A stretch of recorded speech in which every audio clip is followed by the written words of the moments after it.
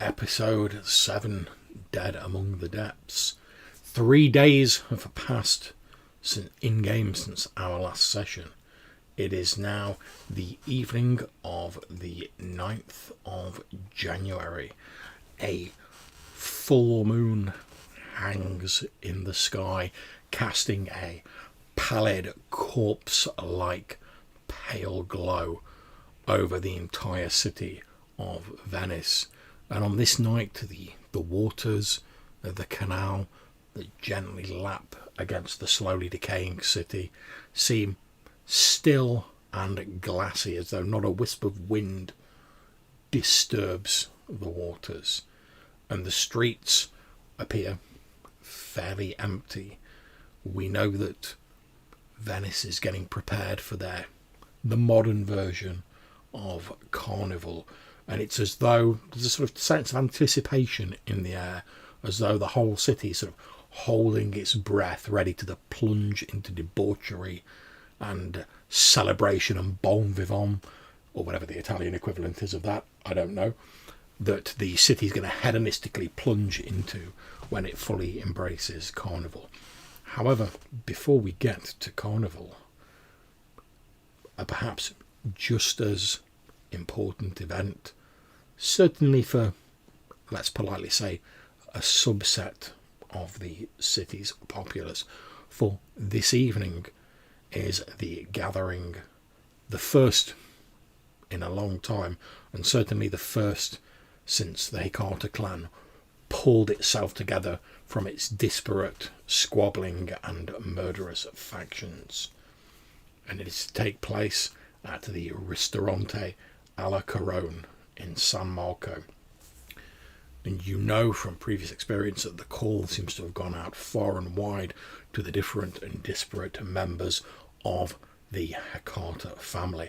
And surprisingly, given that this city used to be fully under the dominion of the Giovanni, the sort of, no pun intended, spiritual forebears of the Hecata, the invitation has also gone out to coterie members, close associates of the Hecata family. So it's almost as though the city's opening itself up slightly to other kindred.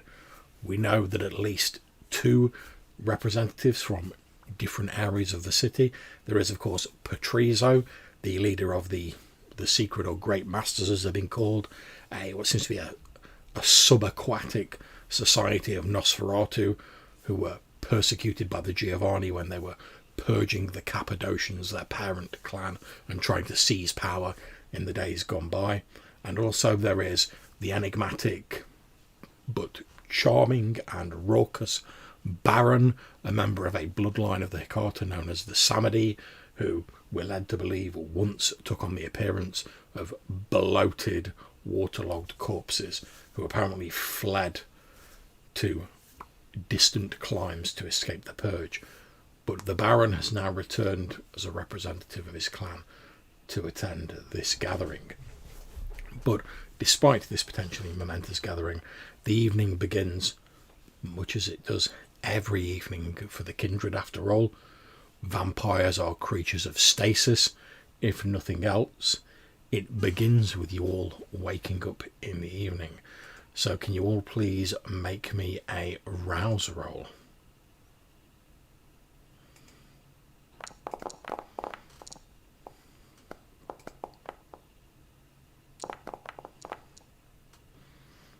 Okay, absolutely splendid. So it appears that, quite rightly so, obviously knowing you're going into, I think it's fairly safe to say, and I'm sure like Aurelio and Sonia would agree, that a slightly charged situation, given the background of some of the various branches of the Hecata family. You've all obviously taken the precaution of making sure you are somewhat well fed for the evening, so that's not going to trouble you. So none of your hunger levels have increased. And we all begin at your communal haven. I'm going to ask you, just as a matter of interest, can each of you please roll me a d6? And this is just to see who wakes up first in the evening, and we'll go highest to lowest to determine who gets up first.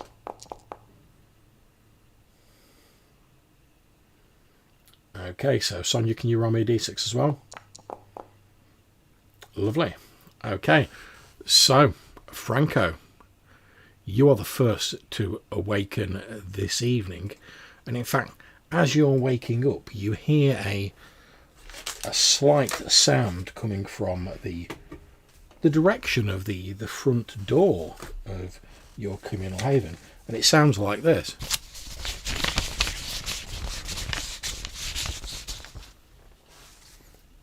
And as you look in the direction of the front door of your haven, which is just a normal door, obviously you've put in extra security measures, as we know from previous cameras, etc.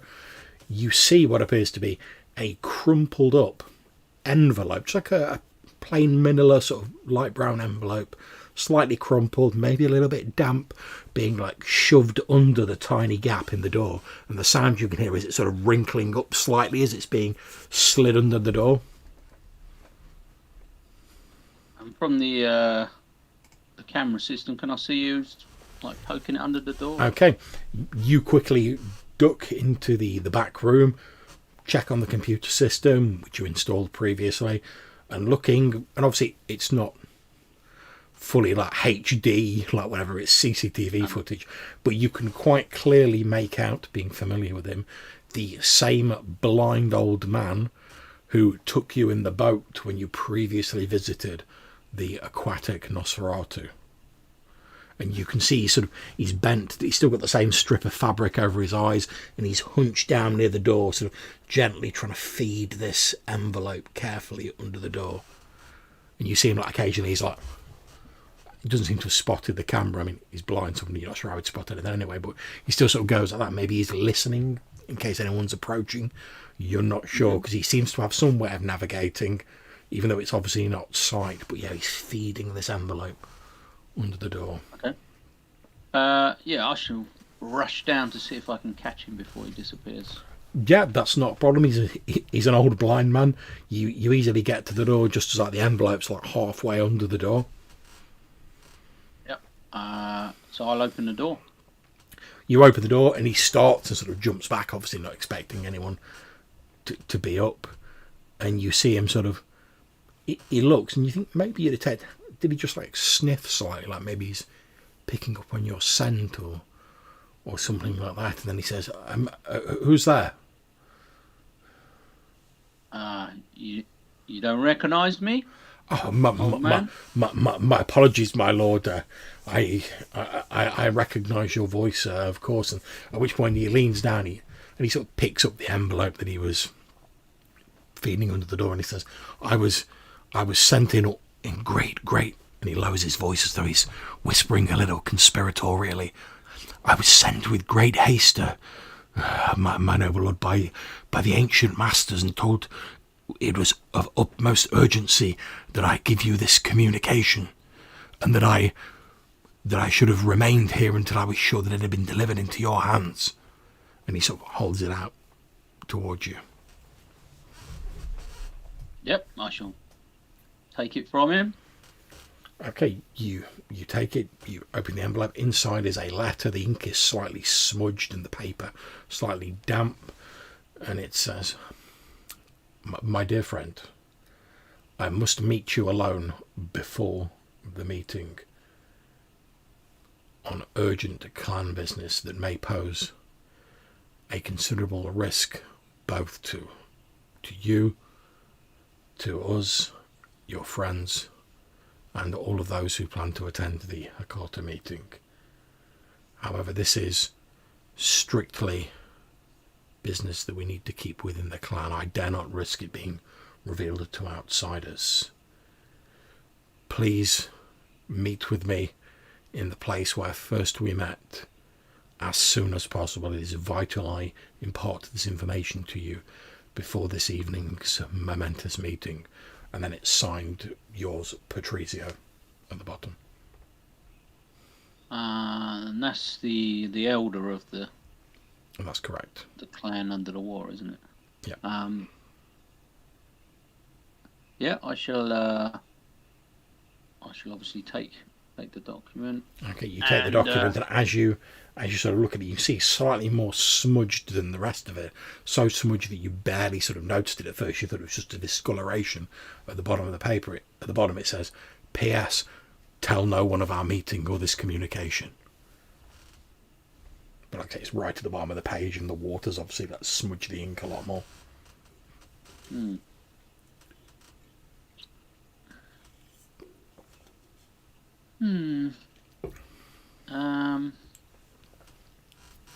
I'll go with that. I shall thank the blind man. No, not. You are too kind, my noble lord. Well, is there anything else you require of me? No, you have fulfilled your service, admirably. Thank you, my lord. Thank you. You are too kind. You are too kind. I will leave you to your business, my lord. And he sort of does like a mock bow and sort of backs away, still sort of facing you and bowing until he gets like a few steps away, and then he turns around and starts hobbling off down the street.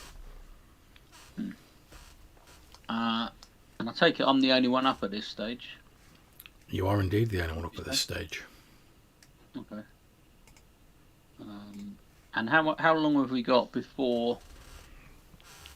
Is it tonight the actual? It is, yeah. You've probably got a couple of hours before the meeting's due to start, because they wouldn't start it early on, because as you get older as a vampire, you tend to rise later in the evening. Some believe it's part of the effect of your dwindling humanity. Some believe it's the strength of your blood makes it difficult to shake off the day sleep. But it's safe to say there's probably going to be older members of the Hikata clan attending, so they wouldn't start it too early. Okay, well I'm gonna make my way to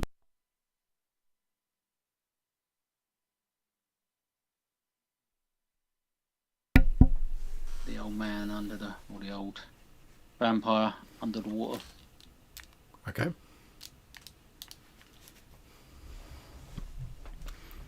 So yeah, you start making your way off, presumably not waking anyone else.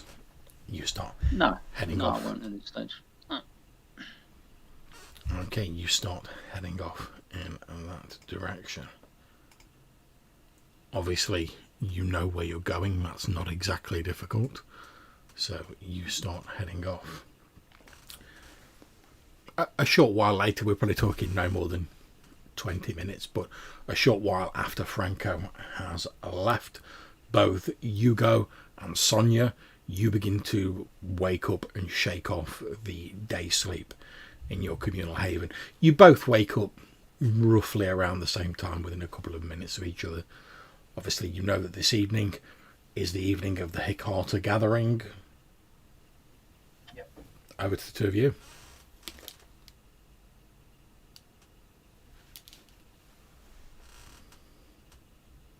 I think I will just start gearing up for the night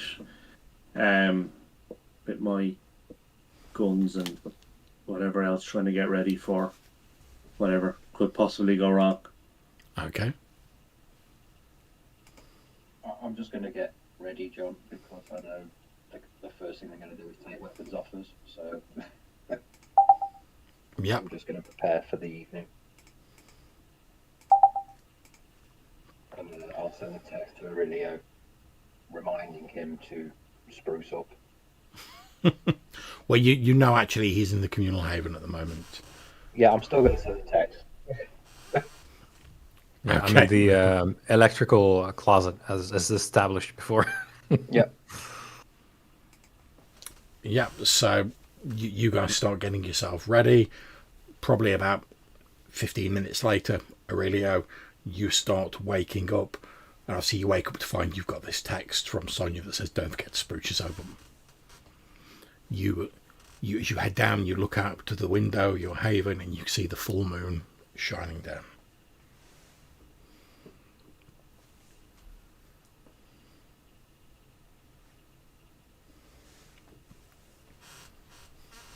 So, yeah, I don't know. For Aurelio, there's probably the montage of getting ready to go, getting his suit on, putting on some cologne that he picked up somewhere along the way, and getting all fancy. Yeah, no problem. You've all As got your per the outfits instructions. sorted, as Yeah. discussed previously, so that's not a problem. So, yeah, I don't know. It's one of those like rare moments where Aurelio kind of seems, I don't know, like more present, I guess, because he's actually putting in effort and like, okay, I need to like tend to this stuff instead of the things that actually are of interest, and it's kind of like a job. So he's waking up to a job of like, okay, I need to be presentable, and is a whole thing. He's taking a while because he's not like at home doing this, so there's a lot of like readjusting stuff, redoing the tie, and getting his hair just right. Yep, not a problem. So you So start. he's gonna OCD himself until the deadline, basically. Okay, no problems. So, probably about 10 minutes after you've woken up, Hugo, you get a call on your mobile phone, and you recognise the number as belonging to your sire, the Viscount Anatolio. Hello, Viscount. How are you? Good evening. I trust everything's shipshape your way. Yes. Splendid. Listen, I happen to be in the area. I was wondering if we could get together and discuss old times. It's rare my business brings me to your territory, so to speak. Yeah, certainly. Where are you? And I'll come and meet you. He says, I don't want to reveal it on an open line, but I'll text you the location. Okay. And look at that, I happen to have come into a little bit of a windfall recently, so perhaps we can celebrate in style, maybe a light supper or something like that at one of these fancier Viennese restaurants. Sure. Sounds good. Just text me where you're at and I'll come and meet you. Splendid, child, I will do. Okay. And then he sort of, as is his sort of prompt manner, he pretty much hangs straight up. He doesn't even say goodbye or anything. It's just like, dude. Okay, so he tells you via text a few moments later that he is in Dussadoro, and he sends you the location of a restaurant. Obviously, Dussadoro is like the expensive area that's popular, particularly with like foreign residents who've moved to the city. And it's also got the highest sort of land areas in the city as well. So it's sort of prime real estate because it's seen as being a little bit more secure than the rest of the city, which obviously all of it's slowly sinking, but like this will be the last place to go, basically. Okay. Cool. So I'll just tell the guys I'm going out for an hour or so and head off to meet them. Okay. And you head off to meet him. Okay, so Hugo leaves, leaving Aurelio and Sonia still at the communal haven. A few moments later, there's a knock on the door of your haven. Go and answer the door. Okay. Mid-dress, so... Yep. You answer the door and you see the soaking wet, sort of quite ugly, twisted form of the elder Nosferatu Patrizio stood there, and he sort of sees you, but he doesn't make any... Well, it's difficult to know if he has any sort of reaction to seeing like this half-dressed, like beautiful woman in front of him, because his face is all twisted and mangled up. Yeah. And he sort of looks at you and he says, this is the correct night that we were to meet and head to the Higharter gathering, is it not? It is. Come in. Oh, splendid. Thank you. I Thank think you. Franco's gone to get some food, but he's not here. Oh, well, that's fine. We all need to sustain ourselves. And he sort of walks in. Any of you happen to look who are there, who happen to look at the security cameras while he's coming in, will note that he does not show on the security cameras. And in fact, you see a couple of other people like wandering by in the street who like pay no attention to this horribly like twisted, water dripping, obvious like monster that's just sort of like standing in your door, like chit chatting with you in quite a friendly fashion. But yeah, I shall invite him in and show him to whatever possible our reception room. okay. He walks in. He pays you a few compliments on your communal haven, and he says, "How have things been going for yourselves since last?" And he looks over, obviously seeing you, Aurelia, because he knows you more. He says, "Since last we met, I take it everything is good with you." There's hunters in the area. He cocks a twisted eyebrow and says, "Hunters, really?" Yes. I've dealt with some now, but I assume there will be more. Yes, no doubt.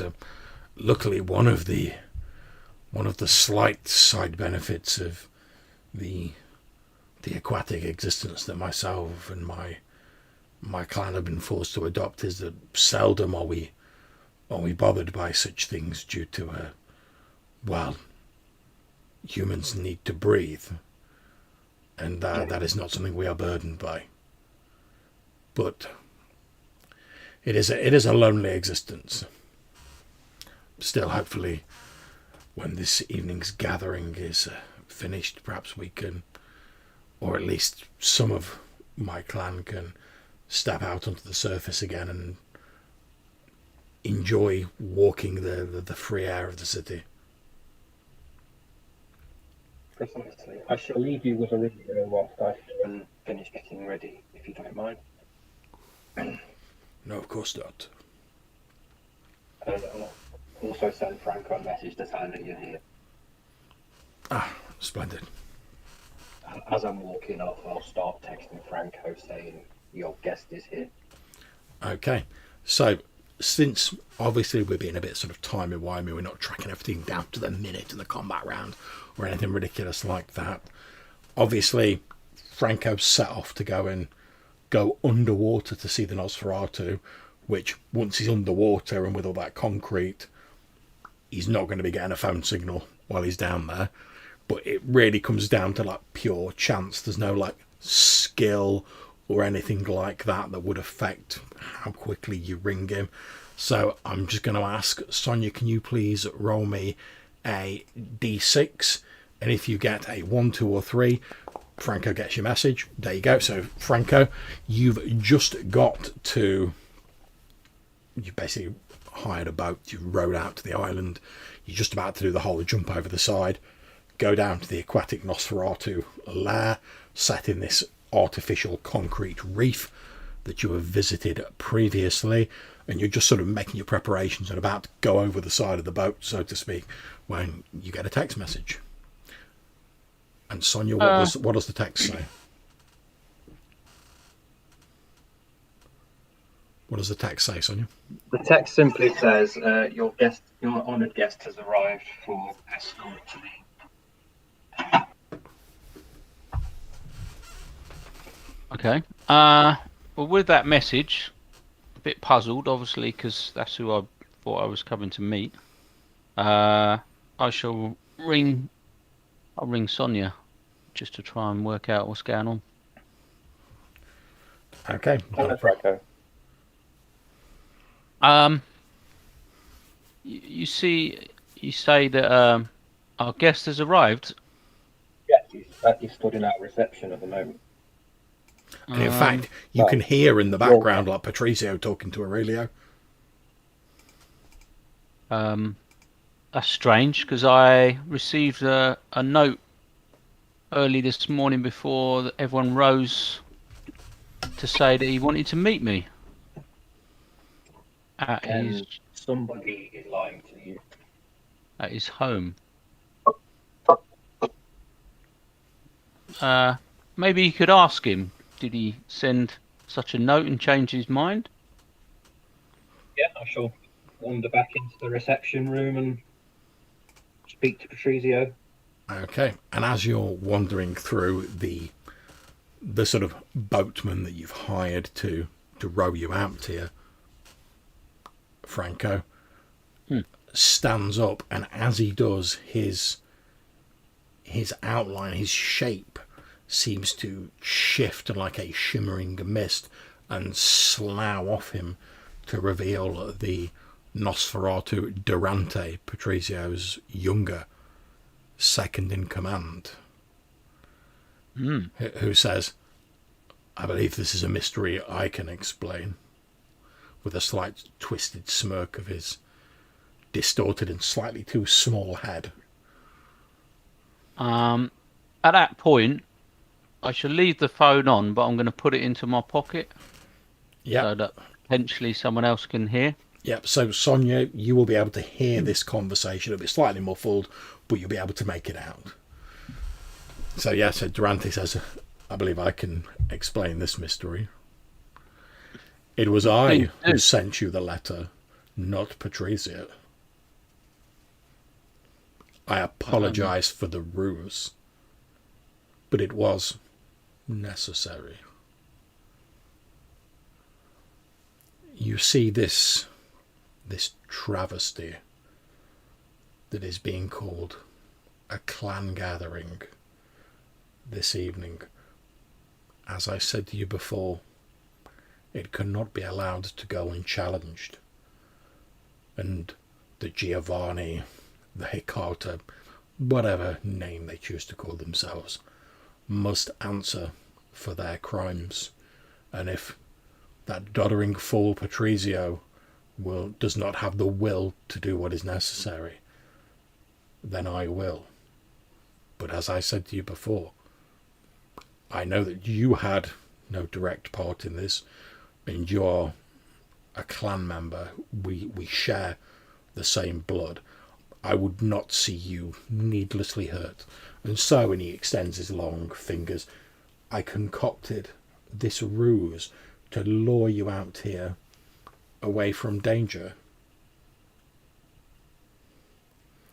I'm afraid I have no such regard for your friends, your coterie members. They are not of the same proud bloodline as ourselves, and two of them are of the bloodline of those thieves and murderers that now call themselves the Hecata. So yes, I apologize for the ruse, but I do not apologize for doing what is necessary, nor for trying to get you out of the area of danger."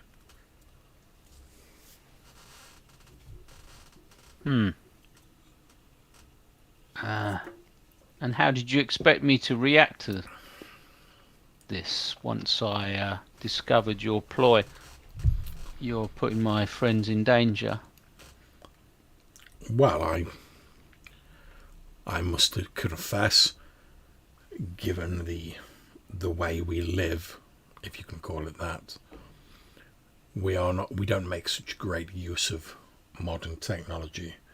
And I'll admit I was not prepared for Patrizio going to meet you all so early, nor that this device, and he gestures with a long finger at your mobile, the bulge in your pocket where your mobile phone is, that this device would tip you off to the ruse so early. But I see nothing to be gained by subterfuge now. I had rather hoped that you would travel down to our underwater haven, such as it is. I would then have appeared to you much as I do now, and I would have attempted to plead our case at great length, hoping to delay you or convince you of the wisdom of our plan. Should that have proven fruitless, I will confess I have several members of our clan standing ready to subdue you. Not to permanently injure you, as I say, I would not see anyone who shares our bloodline be hurt, but to subdue you for long enough that we could do what was necessary, and then after that you would be free to go and do whatever you wished.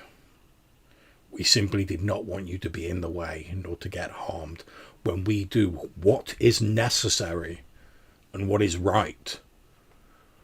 Even in, he waves a hand dismissively, even in human society, those who murder and kill the innocent cannot be allowed to escape justice. For all that we kindred often claim that we are somehow better than them, and his eyes sort of blaze wide, how can we claim to be more enlightened, to be better than them, if we would not see kinslayers, murderers, diabolarists brought to justice?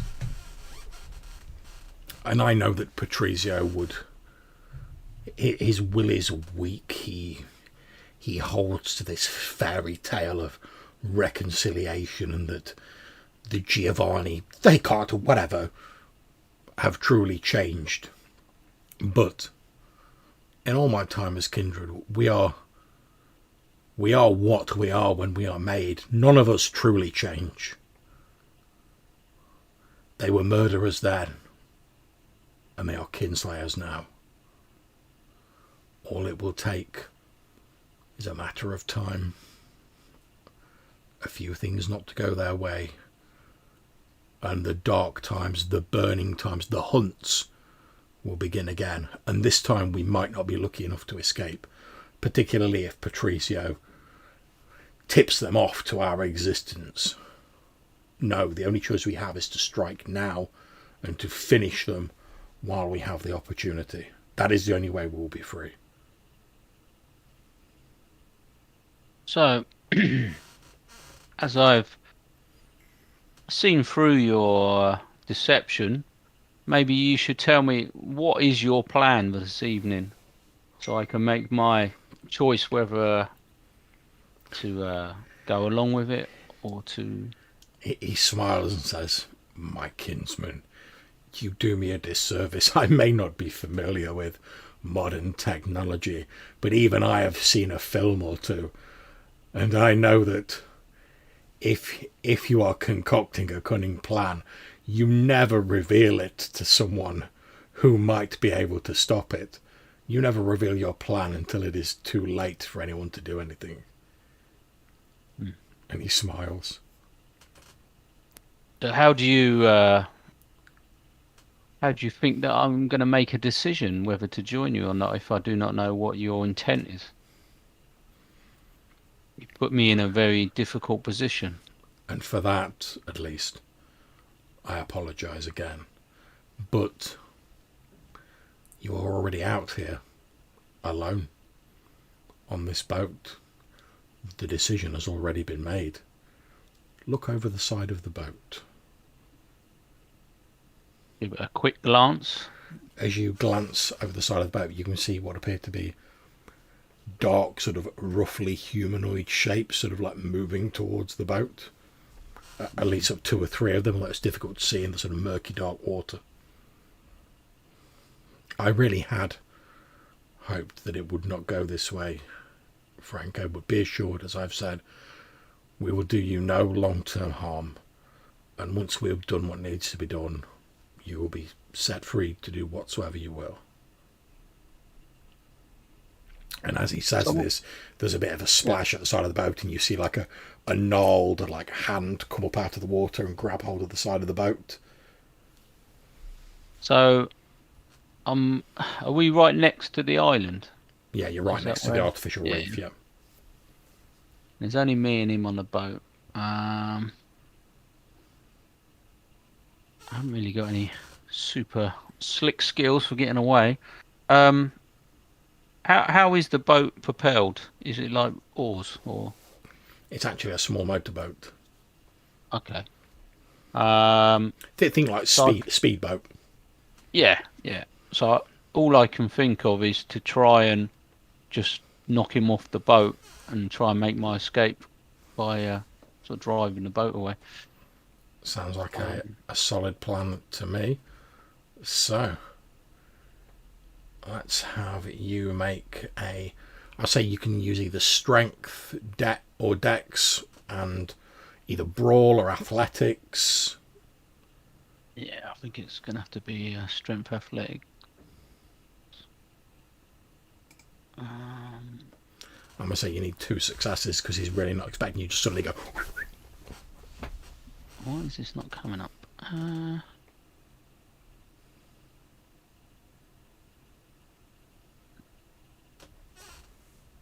Some reason that is not working. Click on a. Oh yeah, there it is. Stupid. There you go. Okay, so you only get 1 success, so you do grab hold of him, and but you're basically, he sort of sees you coming, starts fighting back, and you're basically both struggling right on the edge of the boat. You trying to tip him over, and him trying to sort of grab hold of you and like pull you over, and obviously you're just trying to push him and not go over yourself. Yep. So I'm going to make a similar roll for him. And he would need 2 successes as well. And he's trying to go with what you're doing. So he's going to go over, but he's trying to take you with him and like hold on to you. Yep. Okay, so no, he doesn't manage it either. So you both sway a bit closer to the edge. The boat's tipping over dangerously in the water. Water's starting to slop into the boat as you're both sort of right on the edge. You're like wrestling with each other. You're maybe like holding onto like one of the sort of plank seats with one hand and trying to like push him off with the other, and he's trying to grab hold of you and pull you over. So whilst all that's going on, obviously, Sonia, you've heard that conversation. And then you've heard what to your seasoned shell-like leg breaker ears sounds like what you would call in the trade a little bit of a scuffle. Yeah.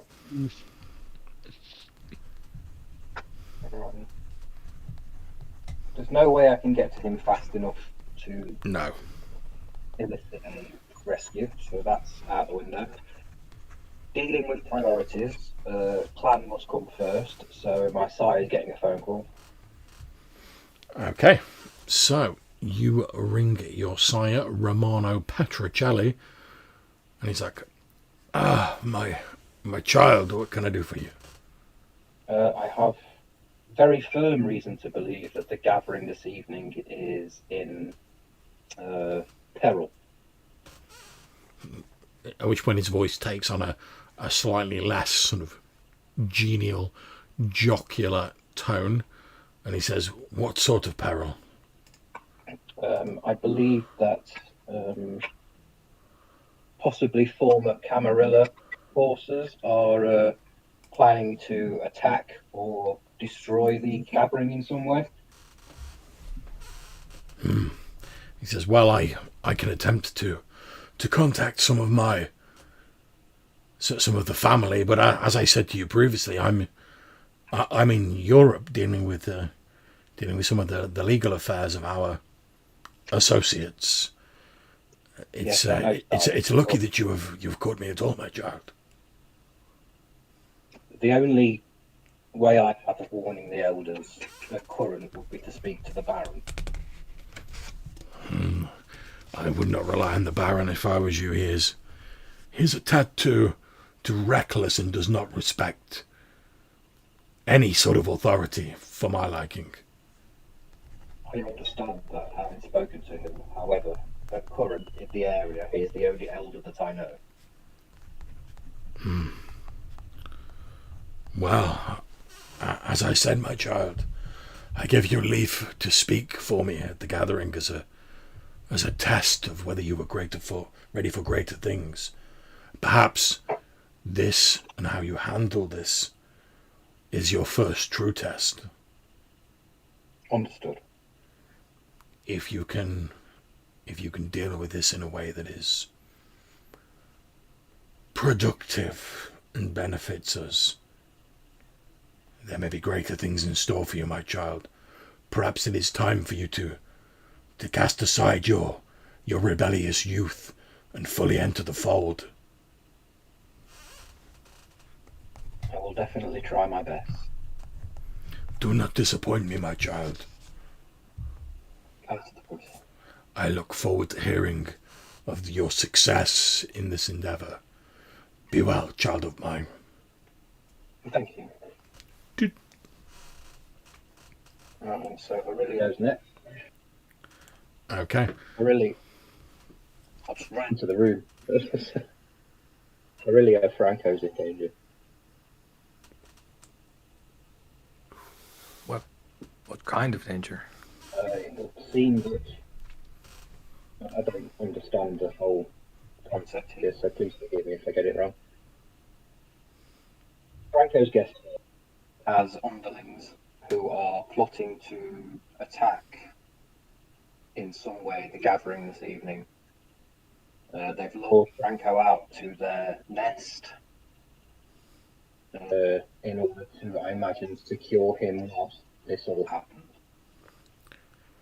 Patrizio, who's been sat down, sort of jumps to his feet and sort of puts a hand on your shoulder, and says, "It must be that fool Durante.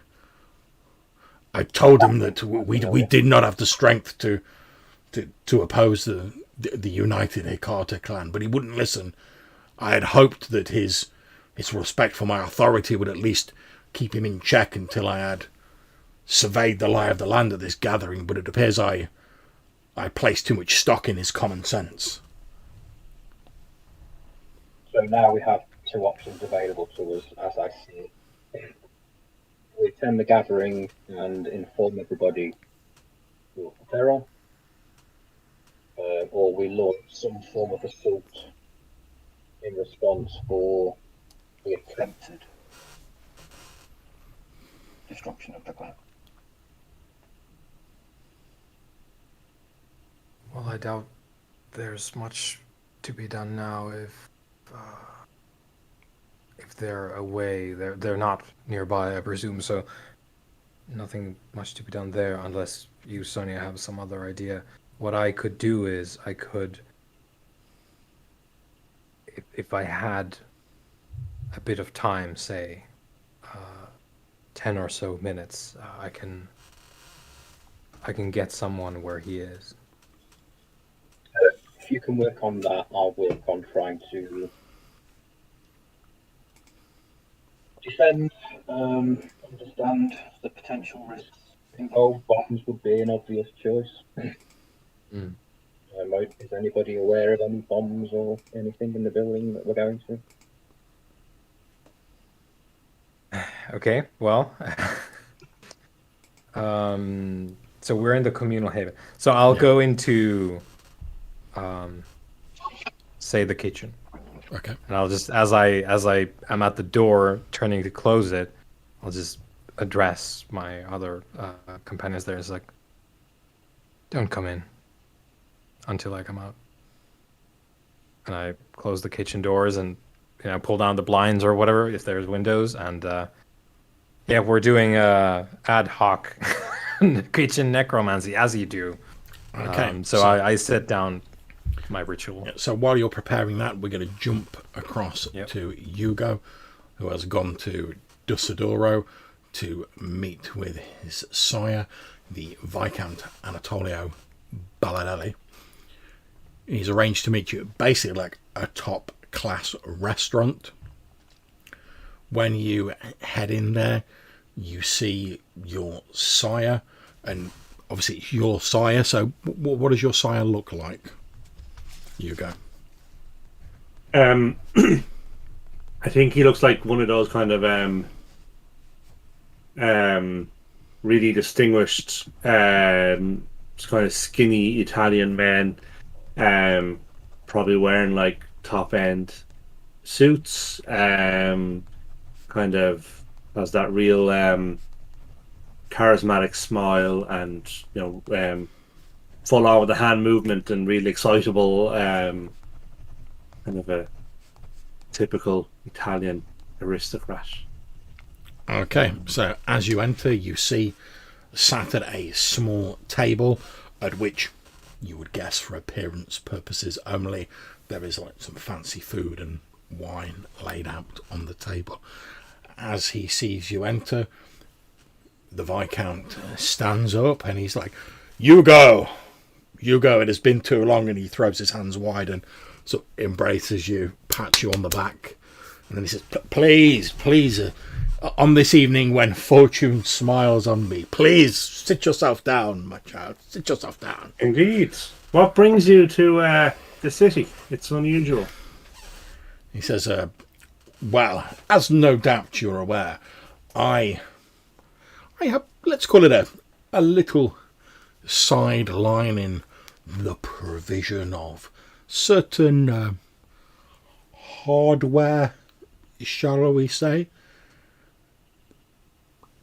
Okay. I'm sure you understand what I'm talking about, given, and at which point his voice becomes a little bit more serious, given our background, as we have both fought in numerous conflicts.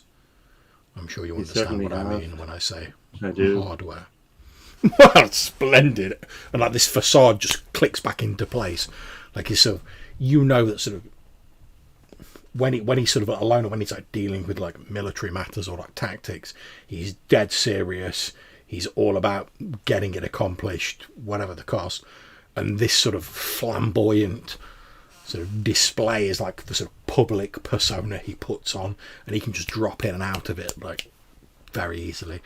And he says, good, well, it just so happens that I have just completed a very lucrative business deal in your own backyard. And I thought, well, since I was feeling a little bit flush, I thought I would look in on my favourite child and share some of my good fortune with you. Tell me, please, enough of listening to an old man's rambles. Tell me how the night is treating you. It treats me well. I am off Good. a ball. A ball? Yeah, this very night. I wonder the auspicious nature of your good fortune. I wonder if the timing is perhaps coincidental.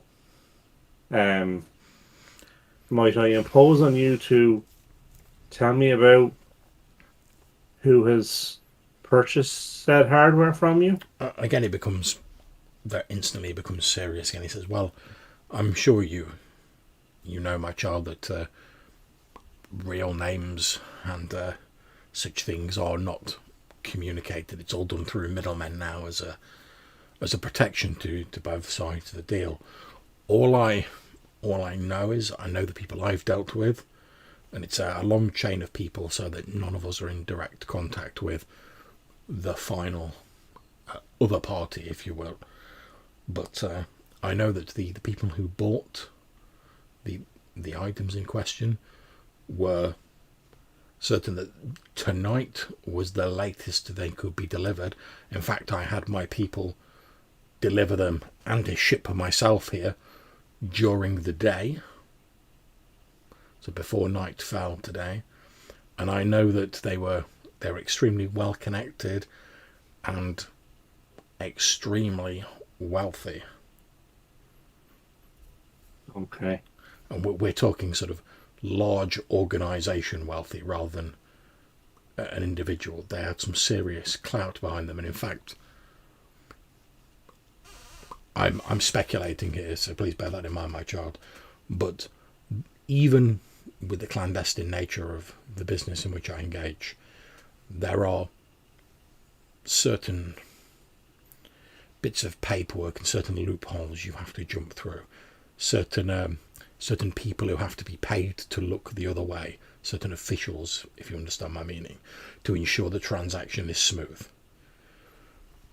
I was told that the other party was taking care of this, and when we bought the items in, obviously I was resting at the time, but I'm told by my people that it was one of the smoothest, most trouble, and when I say trouble, I mean trouble as in city officials, most trouble-free transactions we have ever had. So whoever purchased these items has some serious influence. Okay. And these hardware items, are they items that you would hunt with or items that you would mine with? He looks around, and when he satisfies himself there's no one nearby, again his voice lowers almost to a whisper or a murmur, and he says, guns mostly, shotguns, that sort of thing, ammunition, Okay. infrared goggles, that sort of thing, military surplus mostly. Okay. We came across some hunters with similar kind of equipment very recently.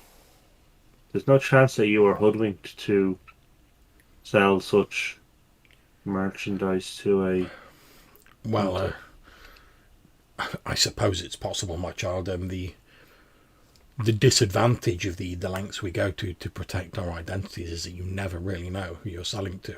And whilst I'm sure that I did not directly deliver such items into the hands of these people, it's possible that they were resold on by a third party. After all, once I deliver the items, I have no control over what the buyer chooses to do with them. Indeed. And it's a matter of reputation that the seller does not ask. People who are too picky about who they sell to do not last long in this business. Okay.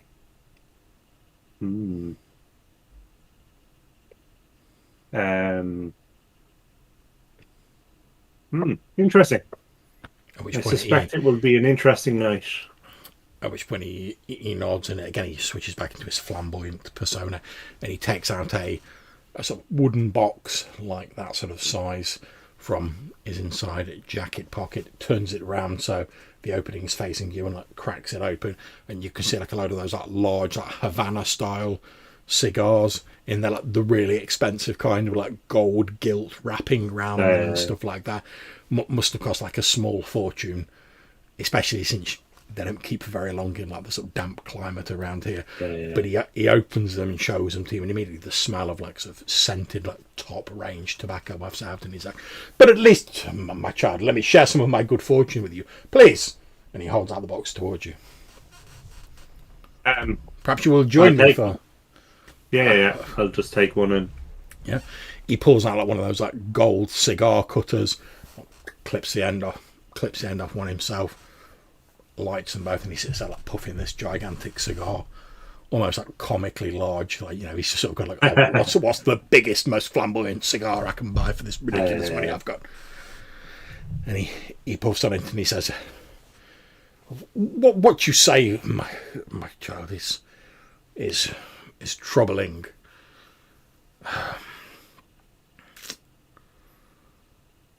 It is. I fear someone is up to nefarious deeds this night. Indeed.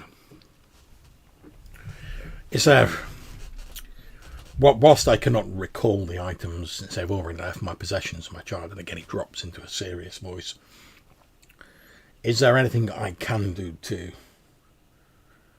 help you? You have always been a good and a loyal soldier, and for my part, I've always tried to guide and at times command you in the way that I hoped was best. If there is any help my advice or my aid can render to you now, name it. I thank you for your offer. I think this is one of those times where I have to stand on my own 2 feet, and really see where the cards fall. He smiles and says, "Well, I admire you wanting to go your own way, and ever has it been so, my child. It is one of the things I admire about you. But please take this as a small gesture." And he basically hands like a small card over to you, and when you turn it over, you see it's got the address of a hotel in the same district, and it's like the room key, effectively, like the swipey card. Okay. And he says, "I have this room booked for a couple more nights, and I will be staying there. If you should require a bolt hole or a fallback position, even if I am not there, since I do not know precisely what form my plans will take at the moment, even if I'm not there, you have the key. Feel free to use this hotel room should you need it. At least accept that small offering of aid. I certainly will. And thank you again for your generosity. Not at all. Well then, my child, it would appear that our time together, as ever, is short and sweet. I will leave you to go about your own business now, and I hope that I will also look into this myself. I hope that when we next meet, perhaps we will both have more pleasant news to share with each other. Indeed. Please, go your way with my blessings, child. And enjoy your reverie. I will. Take care of yourself. Indeed. And I'll start texting. I presume we have a group chat. Yeah. And I'll start texting to say that somebody in town has purchased a very significant amount of armaments and night vision goggles. And tonight was the deadline, so I suspect that it could get very interesting at the event. Okay, so just to summarise for the rest of you, Franco, you're still wrestling with the guy. So roll me a d6. If you get a 1, even though you don't read it, you know that you've got a text. Otherwise, you don't hear it as you. No, so you don't notice you're still wrestling on the boat. Sonia, you obviously get the text as just described by Hugo. Yeah. Aurelio, you're just preparing your ritual. You're just about to start when your Zen sort of necro-calm is disturbed by the beeping of your phone. Up to you whether you check it or not. If you do, you see the text as described by Franco. I'll phone I don't think I necessarily would. Priority is on the ceremony. Riddle me this. How long has it been? How many minutes? Well, this has been happening sort of while you guys were doing all your other stuff and talking, because obviously Hugo actually left some time ago. So it's pretty much now, just as you're getting ready to start your ritual, that the but text then comes through. that's the cost isn't too big then, so I'll check that. Yeah, so you check that, you see the message as Hugo has described, and obviously with Sonia then saying I'm going to ring Aurelio, you're just sort of okay, well, we're going to... And then before you can even decide what you're going to do about that, your phone starts ringing, and you can see it's Sonia's number. Yeah, so I'll press it. Okay. Yes.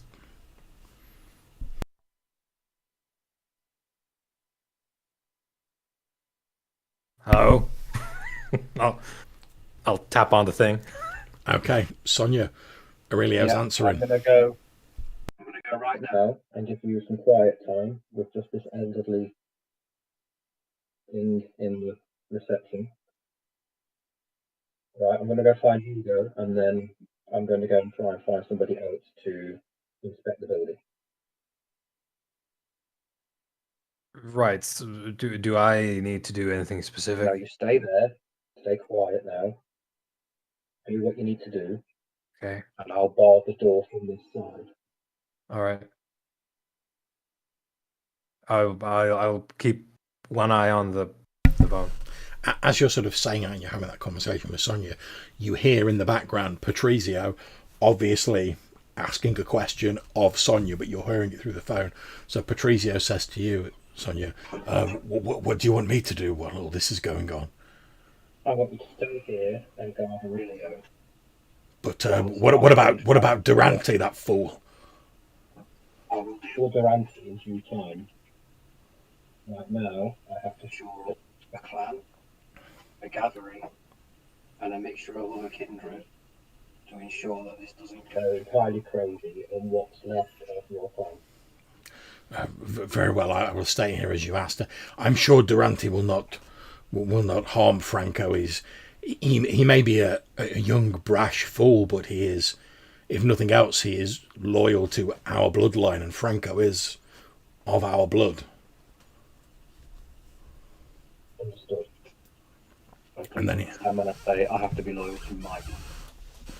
I understand. And he sort of sits down on one of your sort of battered like couches near to the door that Aurelio's behind, obviously, so like you can guard it. And as you sort of look at him, suddenly it becomes like quite difficult to actually look at him. Like it's almost like your eyes keep like sliding off him to look at other parts of the room. Okay. I will now go and finish getting dressed so I can go to rather than dashing out into the street half naked. Okay, no problem. So you start getting dressed. We're going to jump back briefly to Franco. So Franco, you're wrestling with Durante on the side of this boat, and another pair of arms from one of these submerged Nosferatu come out of the water and start sort of grabbing at you and trying to help pull you down into the water. And as you look down, you can see one of the other aquatic Nosferatu that you're not really familiar with, but you sort of glimpse them in the background when you're in the Nosferatu sort of aquatic haven, and they're trying to pull you down. So can you, if you're still trying to throw Durante into the water, can you make another roll? Same roll as before. You will need to get 3 successes this time. It's more difficult. And I forget, remind me, Johannes, how does willpower work in this game? I know you tick it on your like damage thing. Yeah, you take damage. So you take your box there, and I will need to check. But I believe you add 2 dice. Yeah, I believe you add 2 dice, but I need to go and check because I haven't done it yet so far. So if I check a willpower, I can get 2 extra dice. Is that what we're saying? So yeah. Just in case you want to do that, obviously you don't have to. And when would you recover, or the willpower, or is that the one you have to It's check at the end of the session? Yeah, it's pretty difficult to recover. I mean, obviously you could also go for the blood surge, or like risking a rouse roll to like boost your attribute for the scene. If you wish to do that instead, there's a number of different things you could do.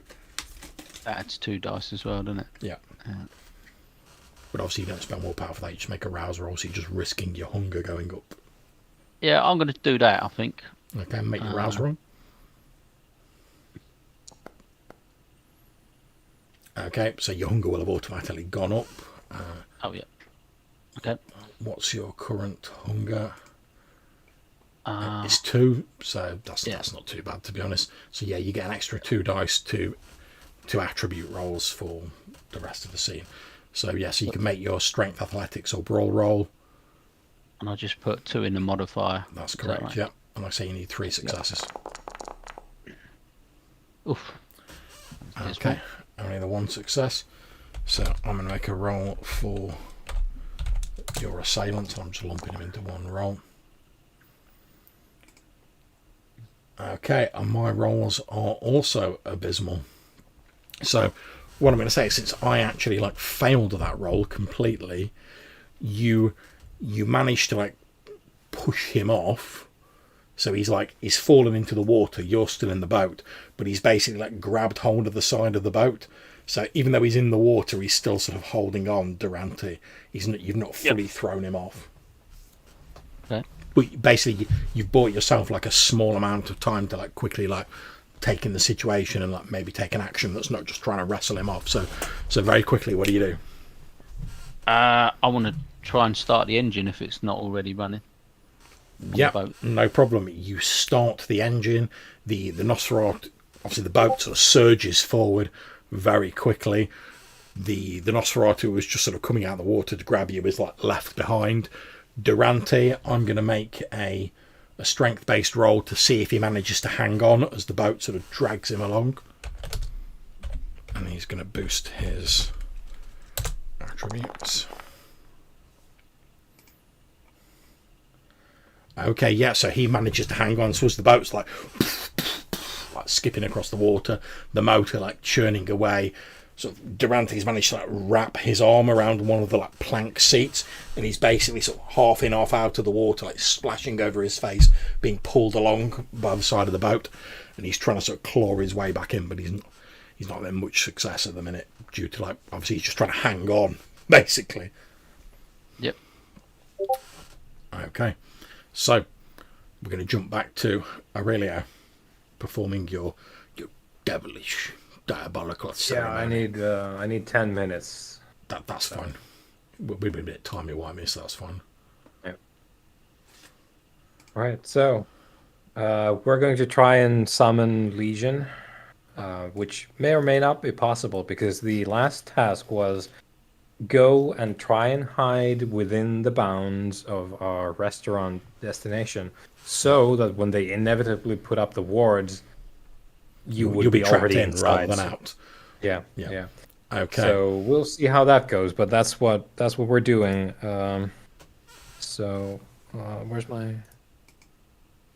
Where's my sheet? Okay, here we go. So I need to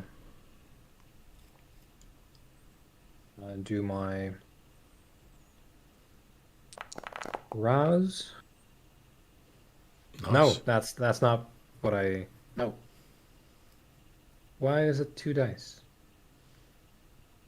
Roll rouse check, and it's well. At any rate, I succeeded apparently. So, Fine. Okay. Here's the actual ritual. Oh, hot damn! Damn. It is very summoned. So basically, just to explain this, what I was going to do is, if you'd got a normal success, I was going to say no. Legion is stuck inside the restaurant because of the wards. However, I'm going to say because you got a critical success, like the strength of your summoning, perhaps they've not finished all the wards yet, or maybe he was like in a sort of adjoining building rather than in the restaurant proper. Yeah. Or someone put up a lesser thing than they intended. But the upshot of it is your use of Oblivion has like overpowered it temporarily. So when the shadows sort of gather and darkness sort of gloom descends on the room and the temperature drops a little, it's not as noticeable or as steep a drop in temperature. It's not as dark as previously when you summoned Legion. As the shadows sort of gather into this hazy, indistinct, almost sort of cowled and cloaked shadow form, you get the feeling that rather than it being Legion being here, you're sort of looking at a projection of him. And if you just use the most obvious analogy I can think of, if you think of like the sort of Star Wars like holograms when they're always like slightly flickering and fading out, it's a little bit like that. And you hear the normally sibilant voice of the Spectre Legion, who normally its voice is like a dagger coated in ice. However, it now sounds slightly pained and laboured, and the voice says, "Summoned, I come, but I cannot remain. The warding is too strong. Speak quickly." You're being pulled back to the restaurant. "Yes, I cannot maintain a hold.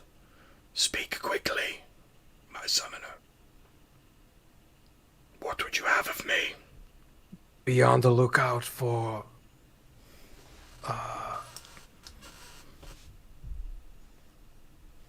how do you put this into words? Be on the lookout for those who are hidden from the eyes of people on this side of the shroud. And then I motion for it to go. As you motion for it to go and the light begins to restore in the room, the shadows start returning to normal. As it fades away, you hear a last sort of faint echo of its voice, and it says, "She is here. The mask. The mask." And then it is gone.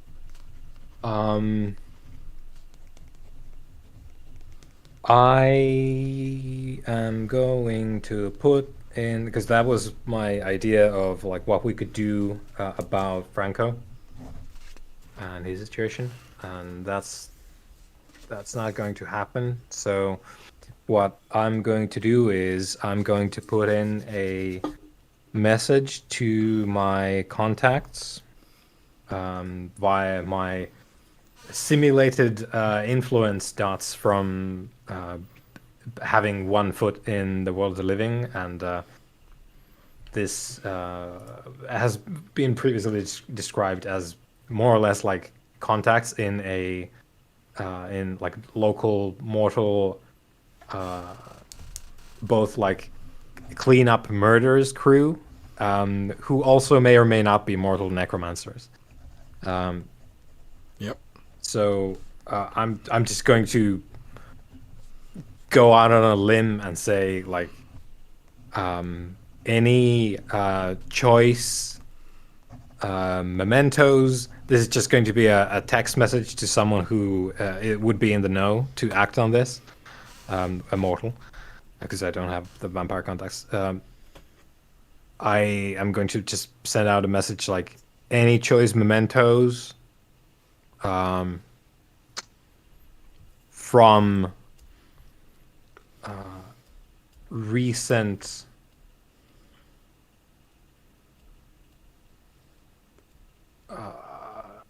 from the recently deceased, comma, murder preferable, and then a location where I want to meet them. The idea being that if they have picked up any stuff from recent like violent death sites, I want to have a look.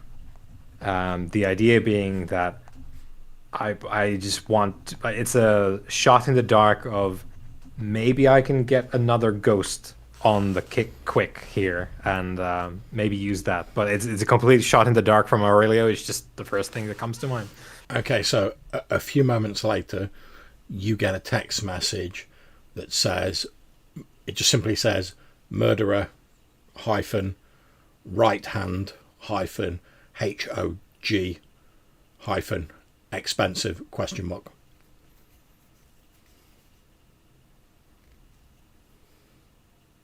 Ab question mark. Sorry, ab. Yeah, so like can I put it on the tab because I can't tab. cough up anything right now. I need to make arrangements later is the thing. Down payment maybe, but You get a text message that says, okay hyphen we'll work out price later,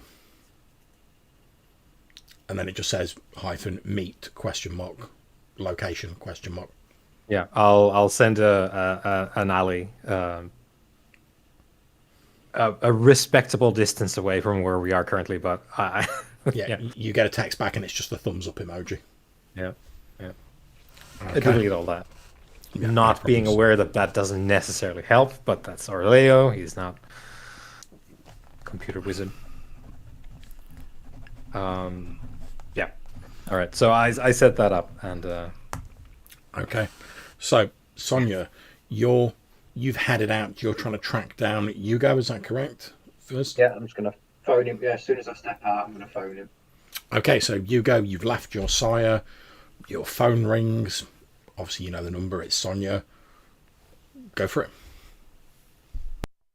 Hugo, was there any explosives in that lot? You're on mute, Hugo. I don't think so. Very few, just guns, as far as I How can work many out. ones? A lot. And night vision goggles. More of them. Sorry. More night vision. Yes, more night vision goggles. I wonder if it might be hunters. Okay, so potential hunters. Definitely Nosferatu through. Yeah, definitely feels like there's some trouble afoot. Okay. You make your way back to the Haven. Okay. Don't disturb Aurelio unless he's in the main reception. Okay, understood. You have noticed, Sonia, there's obviously, as you and Hugo have got to know each other, Hugo, being a sort of military man and a trained soldier, his sort of understatement of risk, shall we say, appears to be quite different to like the average man on the street.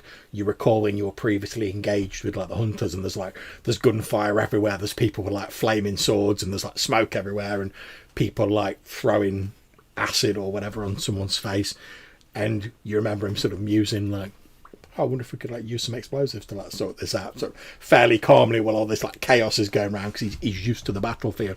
So you get the feeling that like when he says, "Oh, there definitely might be a bit of trouble afoot," like his definition of like a bit of trouble is probably a bit different to like the average man on the street. Yeah, I would assume so. I'm going to phone up the Cristiana della Penna.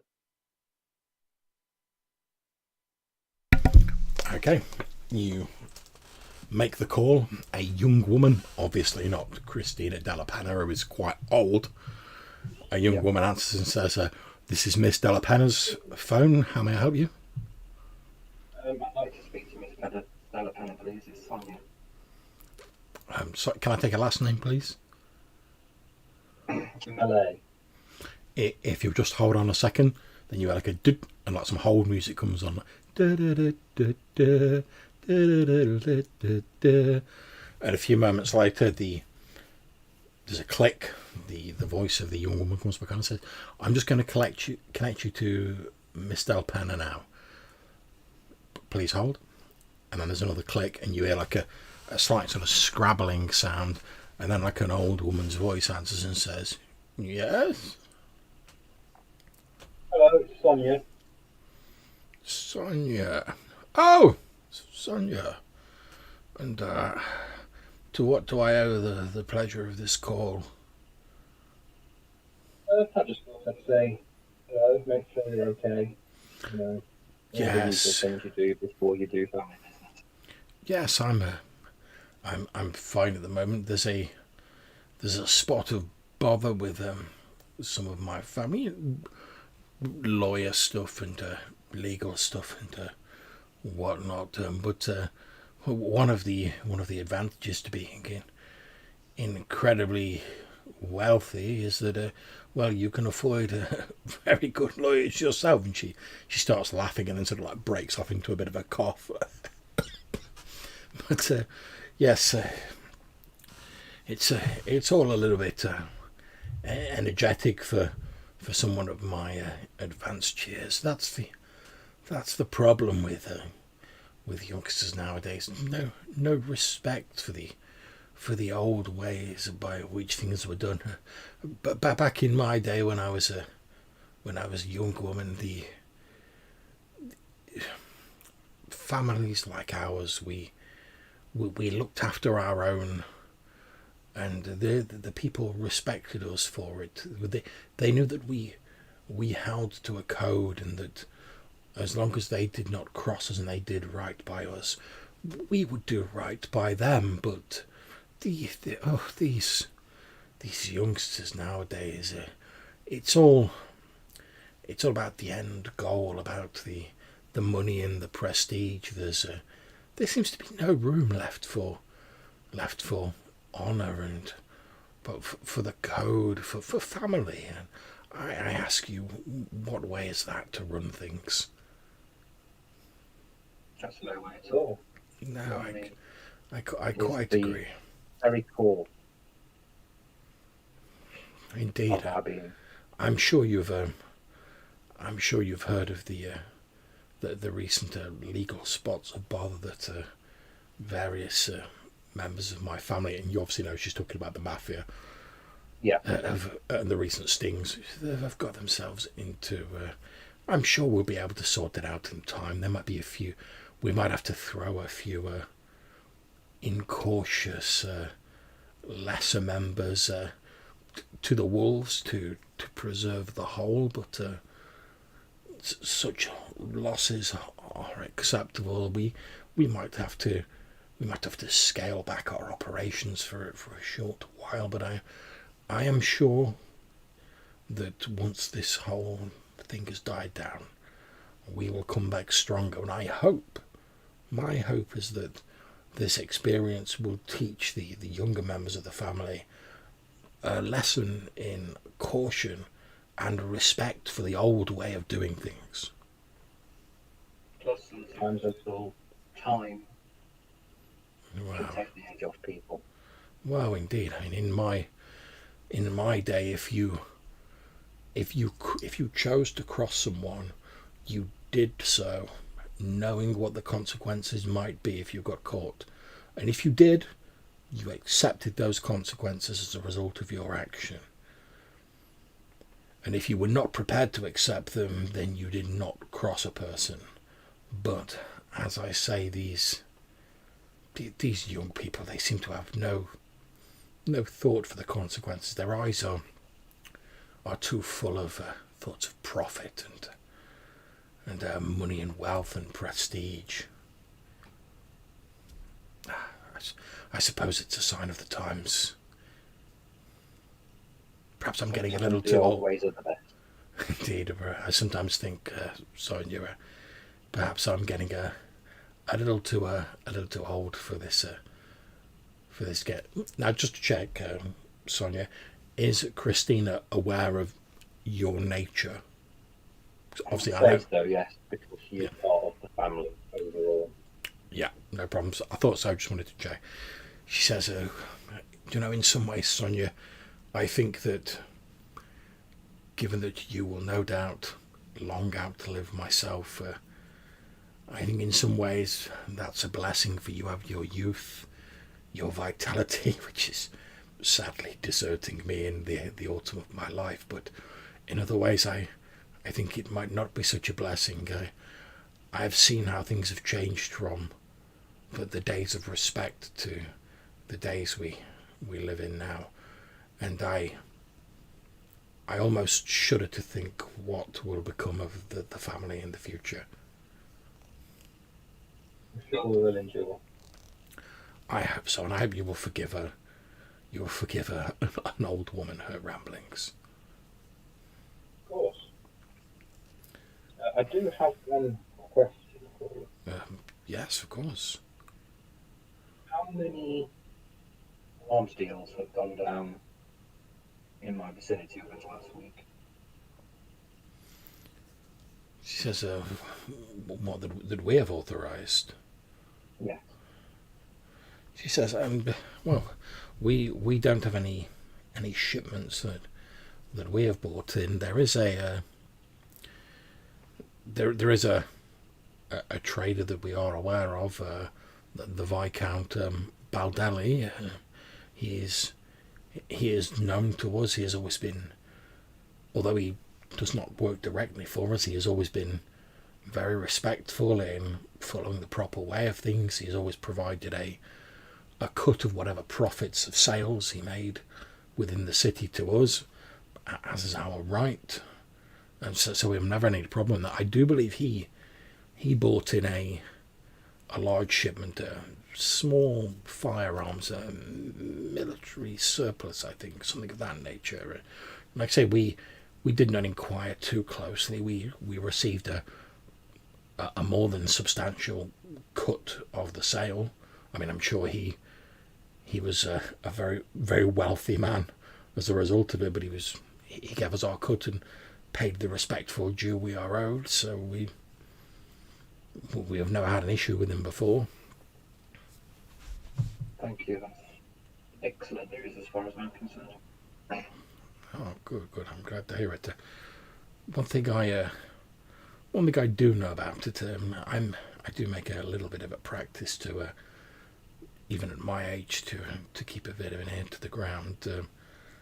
I have it on good authority that at least one of the people, and I don't know their identity, one of the people involved with the purchase, the buyer, so to speak, was extremely well connected and has the ear of several important councilmen in the city, and was able to shall we say, cut through a good deal of red tape that normally even paying the correct people and slipping the right notes into the right pocket would have probably taken several weeks. However, this deal seems to have been organised and pushed through extremely quickly. And in fact, it was the speed at which it moved through that originally got my attention and caused me to look into it a little more. Thank you for that information. Oh, not at all, not at all. And then she sort of laughs a bit to herself and says, after all, us old girls have got to stick together. This is true. Is there anything else I can do for you, Sonia? No, thank you. I shall leave you to the remainder of your day. Thank you. I think I'll go and take a small rest. This evening has already been quite eventful, and I find that as I am getting older, my energy seems to desert me more quickly these days. I don't think it'll be long before I'm looking to retire from this business of ours. Although I don't know what I'll do. What I'll do if I do retire. I mean, I've been at this for so long. I can barely remember a time when I wasn't trying to keep the family in line and smooth things over. I'm sure we'll always have a place ruling something. No, bless you, Sonia. You're too kind. But, I've always been fond of you. As I say, you are one of the few people who still remembers what it is like to respect the right and true way of doing things. Enjoy your evening. And you, God go with you. And she hangs up. And you. Alright, so I'm going to go to the clothing shop now. Okay, yeah, that's not a problem. It's only by a Google search. Yeah, not a problem. What do you want to go to the clothes shop for? I'm just going to inform him the family clothing store. Yep. I'm going to go speak to him and insist that I speak to his master. Okay. So the Gaul there tells you, he's like, I'm sorry, I cannot simply give out my master's identity and location, says Riolo Puttanescu as you meet him at the old table shop. Card and say, have him phone me. It's important. Okay, you give him a business card, and he says, "Well, I'll try and contact my sire, and I'll sorry, my sire, forgive me a slip of the tongue, my master, and I will of course it is down to him whether he chooses to make contact." Tell him it's family business and it's important. Yes, of course.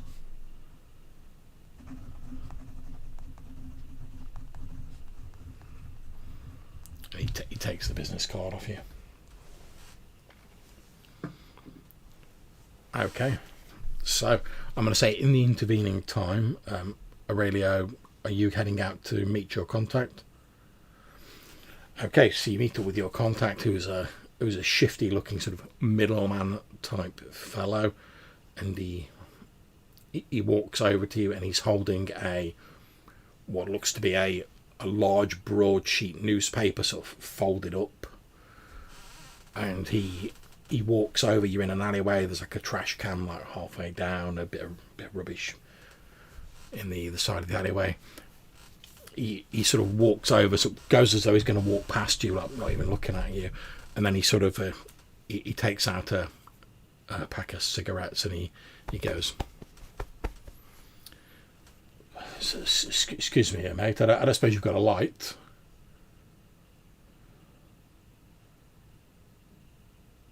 Sorry. I hold up a book of matches to him. Okay, he sort of goes like that a bit, as though he's like struggling to like justify. He puts the newspaper down on like the lid of the trash can next to him, takes the light off you, lights a cigarette, passes the lighter back to you, and he says, "Oh, thanks very much." And then he wanders off down the alleyway, like leaving the folded up newspaper on the trash can, and he like disappears off into the distance.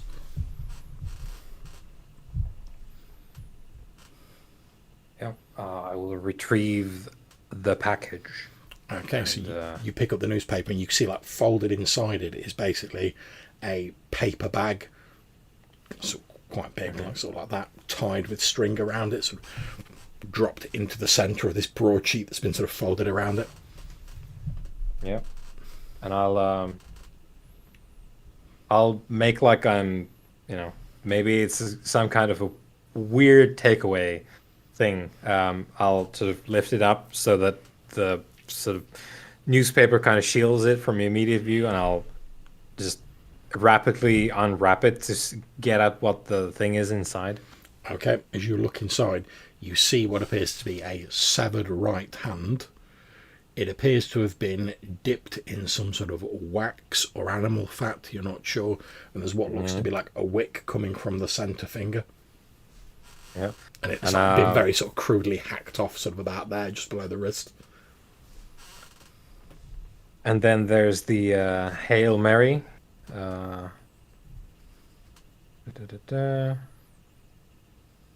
so that doesn't even. Okay, so that is both free and doesn't require a specific thing. So Aurelio's eyes go sort of like reflective gray as he stares at the severed hand there. And here's the big, big important question: does it light up as a fetter? It does. Yep. Yeah. Wrap it back up and heading back inside.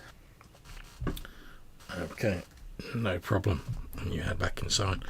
Right, I'm going to call a short, like 2-minute break there. Grab a drink, guys. Use the conveniences. We'll come back and then we'll crack on. Okay, see you in a couple of minutes.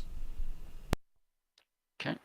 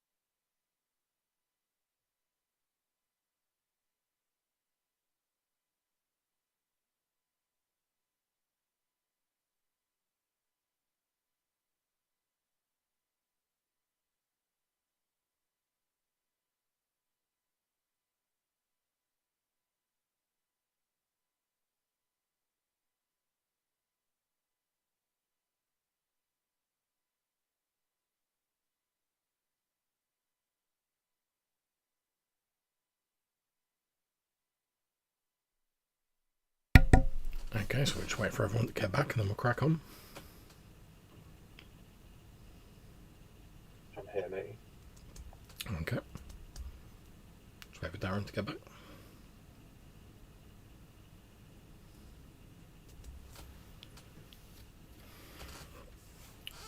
Okay. So, you go. Sonia advised you to head back to the communal haven. Is that what you're doing? Yeah. Okay, yeah. So you get back to the communal haven. I'm going to say, just for convenience's sake, I'm assuming Aurelio, you're heading back to the communal haven. Yeah, I'm just rushing back into the kitchen with like supply run. And Okay. close the door. So the two of you sort of arrive roughly the same time. You get there slightly after Aurelio. You see the Nosferatu Patrizio, the aquatic Nosferatu, sort of sat looking a bit bewildered on one of the battered settees next to the door to like the kitchenette area in your communal haven. And just as you walk through the front door, you see Aurelio looking at him and going, "Supply run," and then like slamming through the door into the kitchen. The door like slamming shut behind him, and Patrizio's like looks entirely confused. Doesn't even seem to like notice you like coming in. Okay. But I don't know him. I wasn't there, right? No. Okay. So I'll just kind of be like, "How's it going, stranger?" He's like, and you notice like as you're trying to like look at him, it's very difficult to like look directly at him. Like it's almost like your eyes want, as you try to look at him, your eyes want to look like slightly to the right or the left of him. Like you really have to concentrate to like look directly at him. And he says, "Well, yeah," and he seems a little bit sort of doesn't really know who you are either, so he's also being a little bit cagey. And you just get a vague sense that his like proportions are all wrong, even though you sort of can't pick out on the details. And he's like his neck seems to bulge out oddly, but you're not really sure. You can't see enough of the details. And he says, "Well, I've been better. I've been asked to guard this young Aurelio while he's doing whatever he's doing in there. There's been some very strange noises coming from in there, but I was told not to go in. Sonia told me to stay here and keep an eye on him." Yeah. Sometimes you're better off doing what she says.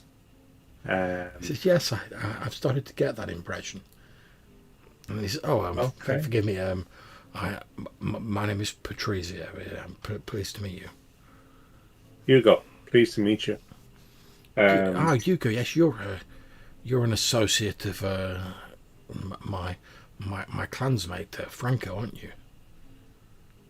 Well, he's an associate of mine, but yes. Oh, and he seems to relax a bit then, because like obviously he didn't really know who you were. You're guessing maybe he hasn't got like any sort of supernatural shizzle to determine that you're a vampire, so he was a bit sort of like, "Oh, who's this random guy who's just turned up?" But when you're like, "Oh yeah, I know Franco, yeah," and that seems to like calm him down a bit. And he's like, "Oh, Okay. good." And speaking of Franco, let's cut back to Franco speeding along in the speedboat. You've got Durante sort of trying to cling onto the side. As you look, you see Durante like pulling something out the folds of his garment, and you see what appears to be, it looks like a remote control with like a little aerial on it. There's like a couple of blinking lights on it, like a big sort of squeezy trigger on it. And he's like pulling that out. Since you're going at like a rate of knots and he's trying to hang on and like get this out, I'm just gonna roll. It's pretty much down to luck. I'm gonna roll a d6. If he gets a 4, 5, or 6, he manages to like keep hold of it. Otherwise, he sort of fumbles it. So we'll see what he manages to do. Okay, he manages to hold on to it. There's sort of one hand clinging onto the side of it. You know, you're sort of driving you're at the back, sort of driving the speedboat. He sort of fumbles it out and he's got like his other fingers on the trigger and he shouts to be heard over the noise of the motor and the splashing of the water as this boat's cutting through it. And he's like, It didn't have to be like this, Franco. This could have all gone smoothly. The Nosferatu could have run this city. And he sort of holds it, obviously planning to like go and squeeze the trigger. You've got like a few seconds to like react or decide what you want to do before he goes. What do you want to do? Very quickly. I am gonna just like crank the boat with either I don't know if it's the little engine at the back, but I want to Yeah, it's make like a a little sharp turn and sort of like really sort of steep turn towards him. So hopefully it's going to knock him off, or at least make him lose grip of his Okay. trigger or the side of the boat. Or I'm going to make him a roll. Obviously, he's still got his boost for like calling on his blood. Yep. So he needs 2 successes. Let's see what we get. He has only got 1 success. So as you spin it round in an arc, he manages to hold on, but the remote's like torn out of his grasp, and you see it like fly off as you spin the boat round in a circle, and you hear it like splash loudly into the water.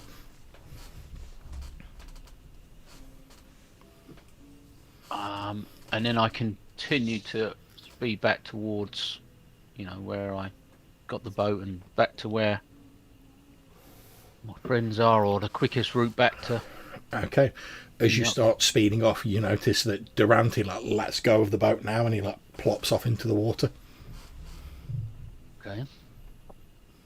Yeah, I'm just intent on getting back to sort of inform everybody what's going on. And Yep. So with Durante gone and the other Nosferatu left like miles behind, there's nothing to stop you like speeding away. Obviously, you've got your phone, etc. Are you going to like contact anyone as you like? Because you only need one hand on the tiller, Yeah, once I feel confident that he's fallen off and there isn't another boat following me or any sort of potential trouble, I'll slow it down just enough to sort of control it while I'm get my phone out again. Yep, no problem. You slow it down a little bit. Obviously, you're still moving at a fair old whack, but like a reasonable speed rather than sort of breakneck speed. You pull your phone out. Who are you going to ring? I guess I would probably ring Sonia, because it would be the last number that had come up, and it'd be the most easy one to just like press redial or something, and without trying to flap about, trying to go through my contact list. Okay, so Sonia, when you were left the old tailor's shop after giving the business card over to the Puttanesco ghoul Riolo, where were you heading after that? Back to the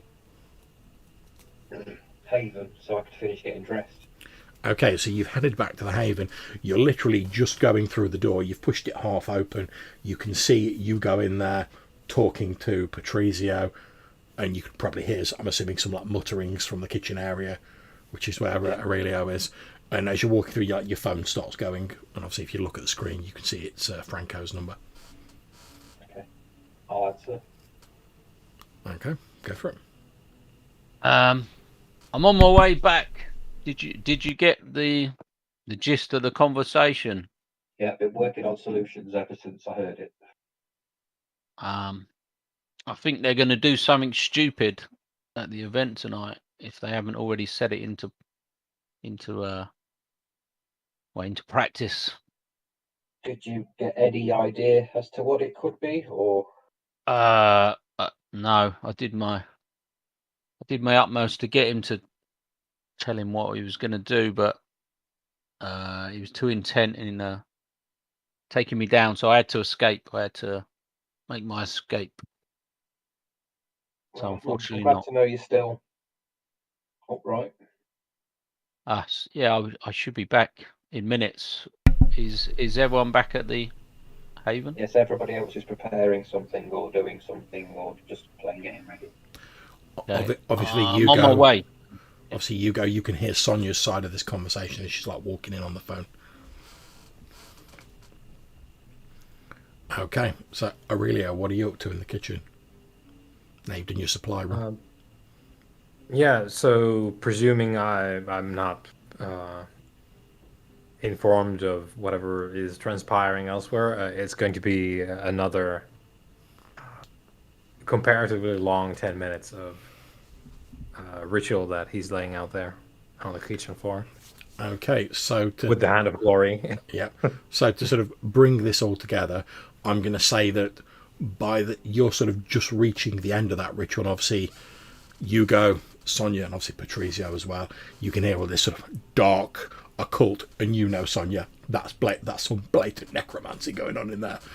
That you can Shadows lengthen. yeah, you can smell like the dark candles burning and hear the sound of dripping wax and occult syllables being intoned into the night. And I say, just as you're sort of reaching the end of that, that's when you get back, Franco. So you've arrived back. You walk into the communal haven. Do you want to make your roll for your ritual, Janus?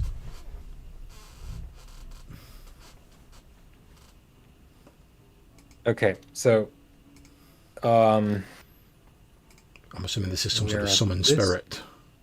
yeah, we're at this part, so we're gonna rouse the blood. Oh yeah, Done. the blood is roused. Indeed. And then we do this. Yeah, all day, all night. Okay. Okay. that is one summoned spirit, John. Indeed. So, as per the ritual, you daub this grisly candle, this savage murderer's hand, with your vitae, and you reach through the shroud with your necromantic power, putting out an irresistible, mystical siren call to the spirit of this deceased murderer. And as is the case with this particular ritual, the wraith doesn't really manifest physically, but you become aware of a dark human shadow on the wall, sort of dark black against the much paler shadows cast by the flickering light of your black candles. However, you notice on this shadow that where its right hand would be, there's like a distinct red coloration to the hand, almost like it's a patch of blood on the wall rather than part of the shadow itself. But when the shadow moves, the hand moves like a normal one. Yeah. Yeah, so that'll be the situation in the kitchen as you guys set up outside. The shadow, I'll call it the shadow. Mm-hmm. The shadow moves across the kitchenette, sort of sliding across the walls like an actual shadow, until it reaches where the cutlery drawers are. One of the drawer, it sort of moves its hand in the direction of it. Doesn't actually grab hold of the physical drawer because it's a wraith. However, the drawer expend effort to do that. Indeed, the drawer sort of flies open, and you see this quite slowly, almost as though with like tremendous effort, like it's struggling with like a sort of like sound. You see this like red hand sort of seem to detach itself from the wall, as like the arm of the shadow becomes like more three-dimensional, and it reaches into the drawer and comes out holding like one of those like large like kitchen knives, and it says, and you hear this voice, a slightly echoey, like a very sort of gruff voice, and it says, "Oh, look at this pretty shiny here. When I think of what I could do with this." And then like a few moments later, the hand seems to like get sucked back into the wall and become two-dimensional, and the knife just falls to the ground with a clatter. Obviously, you guys outside, you hear like the clatter of something falling to the floor. It says, "Oh, to feel that cold steel again. And then the hot, fresh blood." And you can almost feel the sort of, I mean, you're a vampire, you're well acquainted with hunger, but you can almost feel like the hunger and the urge to do harm to others that is unsurprisingly emanating like waves from this spectral murderer. Yeah, no. And more or less like, because Aurelio is versed in the oblivion. Yeah. It's more or less like, okay, so this is a very, very accurate manifestation now of the end that Oblivion represents. Very different to the Legion. Yeah. But no, Aurelio is going to be observing because he wants to understand what this spirit is about. So he's going to give it a little bit of time to acclimate, to understand how to interact with this one specifically, because this is a loaded gun now on the table, as opposed to Legion, which was more or less like an exploratory stab in the dark. But this is like explicitly like, I want the double dynamite stick now, and I need to handle it. As you're sort of thinking, we're going to learn about it. like you say, like this is like a lit fuse. You're like, I need to handle this a bit more carefully. The shadow seems to sort of like go down the wall and like lengthen along the floor, as though it's sort of moving closer to where you've like got the hand set up and the candles around it and whatever. And then you hear this sort of gruff voice of this spectral murderer who I'm just going to call Red Hand, just for a simple sort of nickname. Yeah, Red Right Hand. Indeed, yeah. Or left, rather, because it's... Oh no, it's the right hand that you've got. And it's the right hand which is red on the shadow. Yeah. So Red Hand moves closer to it, and almost as though it's like thinking or aloud or talking to itself. Again, you hear this gruff voice that says, "My hand.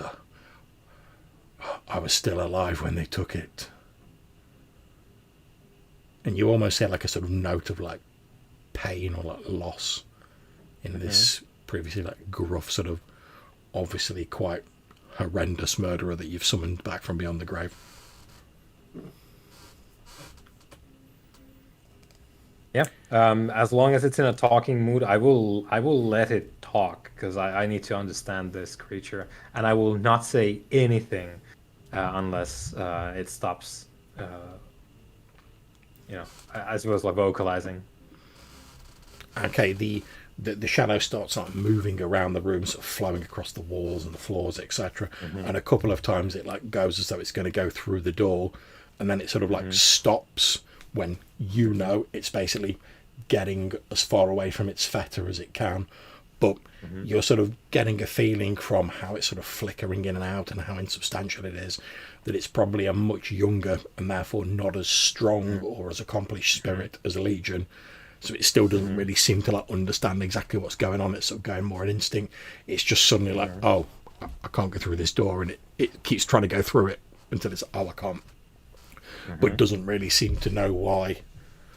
And then it sort of moves across the room up to the window, as though it's going to go through the window, and again it can't pass through the window because it's trying to go too far beyond its fetter. At which point you hear like and the rest of you will probably hear this as well, there's like a loud sort of, not scream, but like shout of like frustration. You know, like when someone's like, if someone's like walking through a room and they like stub their toe on something, like, "Ugh, ugh!" Like just somewhat, just like this utter outpouring of frustration when you're like, why isn't this working? And a few of the drawers sort of again fly out like completely this time and like clatter into the floor, as instinctually this wraith sort of affecting the environment. It doesn't really know how to direct it. It's just like, and things are just happening around it. I send a text to Sonia. I found help. Comma, what do? Send. Franco's here. Send to meeting foundations looking for explosive.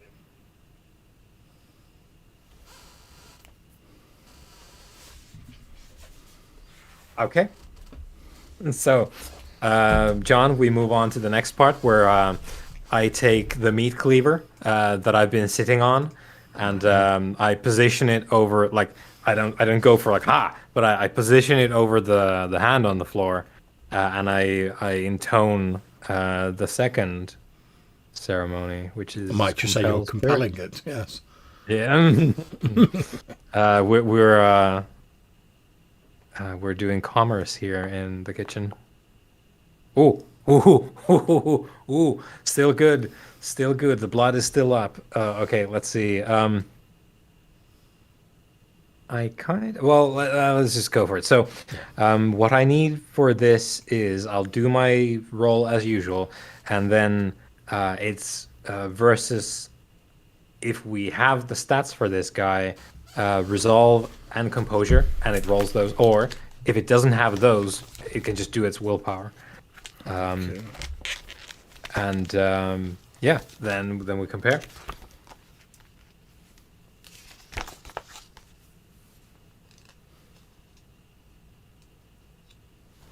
Okay. Make your roll then.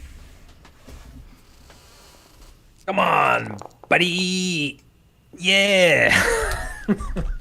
Rolling hot today. You have succeeded. Critically. So it's another case of the same thing as Legion. So this is one compelled and bound spirit now. Yep. So I hold the cleaver over the hand. And, the effect here is on a critical win, the vampire can demand any action of the Wraith, and it will try its best to complete the task. Remains in the vampire service until the end of the Chronicle, or until it has fulfilled its master's commands, at which point it returns to the underworld with an eternal enmity of the necromancer. So I've made 2 enemies. I said there's a certain number of commands you can give it, can't you? Yes, so... where is it? Equal to the number of successes rolled, 6. Okay. On that. So Absolutely it'll stick fine. around for 6 distinct orders. Not a problem. Okay, so how do you? I know you're hovering with the meat cleaver over the feta. So The feta. Yeah, the cleaver is over the hand. I intone in Latin, like the baleful words of the ritual, which wrap their invisible power around the spirit, the shadow, and I, having concluded that, I speak the command that is, go to this address, and then I spell out the address of the hotel area,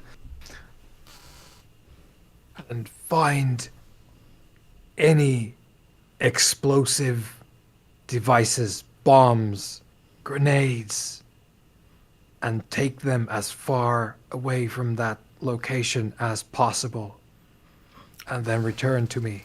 Okay, so what happens is as you're sort of holding the cleaver and you start intoning those words, the red hand sort of starts moving towards you, extending its hands. You see the red ones like dripping sort of plasmic blood that sort of evaporates as it drips off its hands, sort of like reaching out for your throat. Then as you finish intoning the words, it's as though it's sort of like pulled back by almost like an invisible like bungee cord, and you see its face briefly sort of twisted and contorted, this sort of grotesque caricature of the snarling human face with sort of animalistic traits on it. And then as you say, you intone these words, go and find these explosives, take them as far away as you can, it lets out this howl of absolute rage and hatred, and on the ground floor, like the windows in your haven like shatter outwards just through the force of its hatred, as you could just feel like the pure malice, like it would like kill you in a hot second if it could. But as you intone these commands, it is bound, and with another howl, this one not damaging the surroundings, it sort of fades away and disappears, and you know that it is bound to your will. Yep. Newspaper wrappings, just like like it was a kebab I'm taking with me, and tuck it under my arm, and just like very quickly, just like speed walk out the kitchen into the, I suppose like the foyer, lounge. like whatever. Yeah. So into the lounge, it's just like, yeah, everyone's there. Aurelio comes back in, like looking through the slightly ajar door behind him. You can see like the remnants of like candles and like his markings that he's made, and obviously all the windows are blown out on the ground floor, which obviously you guys heard, even though you don't know So, Sonia, you've got a pretty good idea what caused it.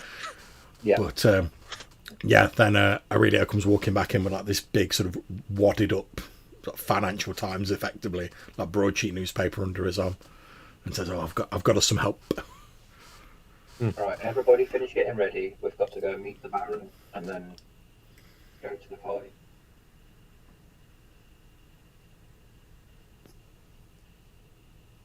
Right then. And we've all jumped up.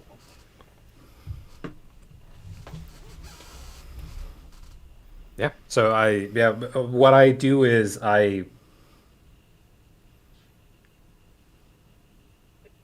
me. How am I gonna get this hand inside? I'm gonna go string it up. So I'm gonna get some piece of string, get it around it, stuff it in my shirt. Okay. And, So have you the guys string all around my neck. you guys all watch as Aurelio takes out this like grisly wax-covered severed hand with a wick, ties a rope around the stump, making like some sort of obscene like necklace, effectively wraps it around his neck, and like, he's like tucking it down inside like his clothes. Yeah, I mean, I've got my he's got a collared bit of a shirt. lump there because he's basically got like a severed hand like inside his jacket, so there is like a bit of a bulge there. That's a unique approach to hiding it. Brilliant. You've not got a smock you can wear. You can tie it around your waist then, and it can, you know, you can have a hand next to your ball. I suppose I thought it might look odd if I had an extra coat on, and As opposed to a hand shoved down your shirt. it takes him a bit. No, I think you make a good point. And just fish it. I leave the string on, but I fish it out. I guess I'll get a coat and stick it in the coat pocket. The hand. Right. So Aurelia's good to go for whatever we set out on. Okay, so just to check, you guys, is the plan you're all going to go and meet the Baron? Obviously, you've already got Patrizio with you. Yeah. Or is there anything else you want to do before you go to meet the Baron? Everyone's dressed. I was gonna say I'm gonna rush to get dressed. That's fine. I'll just go with the standard cravat, I think, rather than the hand ornament. Not a problem. Medallion, please. Yeah, no worries. So, yeah, you all get dressed, and that's not a problem. And you all head off to meet the Baron at the location you settled on previously. When you arrive there, you see the Baron. As I say, he's this dark-skinned, tall, quite handsome, bold man. He's wearing like a ridiculously like tall top hat, has like proper like suit and tails, you know, that frilly white shirt, etc. He's got like a long black walking cane, like a silver skull on top of it. Obviously his face looks normal since the Samadi no longer suffer from the curse where they all look like bloated corpses, but you can see he has his face painted, obviously with like normal face paint, nothing supernatural about it, but it's been very well sort of face painted, so his face has like a skull painted on it. And you can see on each of his arms he's sort of like this. There are two beautiful women, again all wearing sort of like white dresses, sort of bonnets, etc., and they also have their faces painted to look like skulls. And he's sort of stood there like laughing with them. He's got a little sort of cheroot like cigarillo coming out of his mouth that he's smoking, and he's sort of like got one hand like that because he's got his arms through these women's arms. He's got another what looks to be like a bottle in his hand that he takes a swig out of, and he's sort of laughing and talking with these two skull-faced women as you approach. And he sees you and he says, "Ah, my friends, it is a fine evening, is it not?" It's a lovely evening for violence. You are quite right, my dear, but what is an evening amongst the kindred without the threat of imminent violence, and he chuckles to himself. It's boring. Indeed, he says, "My friends, allow me to introduce you to my wives." And he gestures, and the two women both sort of nod, or they don't say anything. And give them the respect. He says, Shall "Oh," we? he says, "Well, yes, of course, and obviously, should either of you, any of you, require a small drop of sustenance this evening, my wives can make themselves available for your convenience. Although I would ask you, out of respect for myself, not to tax them too greatly. I do place some value on their health." And he smiles at the two women with him. Fully understood. I'll give the introductions out as well whilst we're standing around. Yep, not a problem. What's the Nosferatu called, sorry? Patrizio. Patrizio. He nods at you all and says, "Charmed, a pleasure." And he says, "Well, this is the Baron." and he doffs his top hat. "Well then, now we are all introduced, my friends, shall we head along to this little soiree, and we will see what we shall see?" And he laughs again. Let us indeed go forth. Okay, splendid. So, you all arrive at the Ristorante alla Corone, which is a very fancy restaurant located in San Marco. As you head towards it, it literally backs right onto the edge of the canal. Any of you who will have looked this up in advance, I believe we talked about this previously, but you would know it's like one of those sort of modern Mediterranean and Venetian traditional cuisine sort of fusion places. It's got Michelin stars, it's got 3 dining rooms, it's got a wine bar, all that sort of stuff. Those of you who are sort of, let's put it diplomatically and say criminally inclined, will know that it's widely believed that this restaurant has some connection to the Venetian mafia via the Corone family, although that's never been proven, as witnessed by the fact, given all the recent stings, it's still in business. But yeah, you approach, you are led in, you're met at the door by the maitre d', effectively a younger man dressed in smart sort of waiter staff attire. Aurelio and Sonia, you notice as you go in past the threshold of the building, as you go in, you feel like a slight sort of strange sort of sensation very briefly as you pass through the threshold. Aurelio, being more experienced with necromancy, you'll probably recognise that this is just like you feeling like the sort of effect of the wards. It's not harmful to you, but you're just sort of picking up on it a bit because you're both attuned to oblivion. Okay.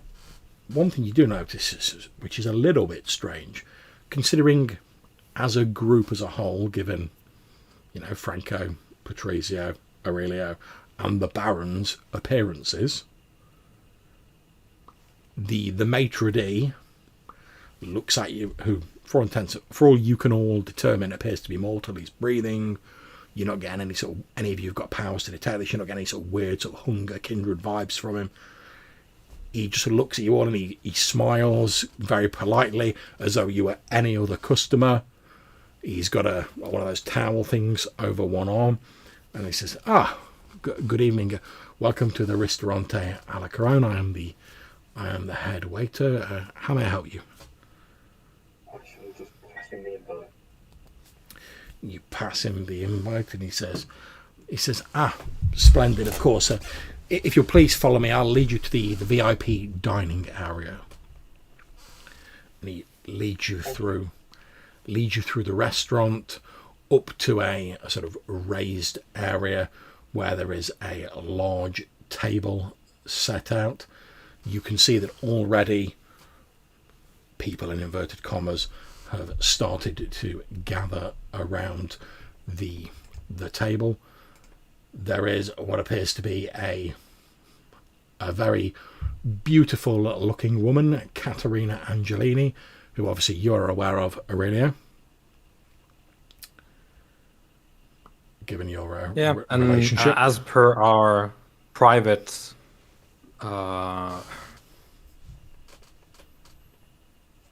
conspiracy, really, is what it is.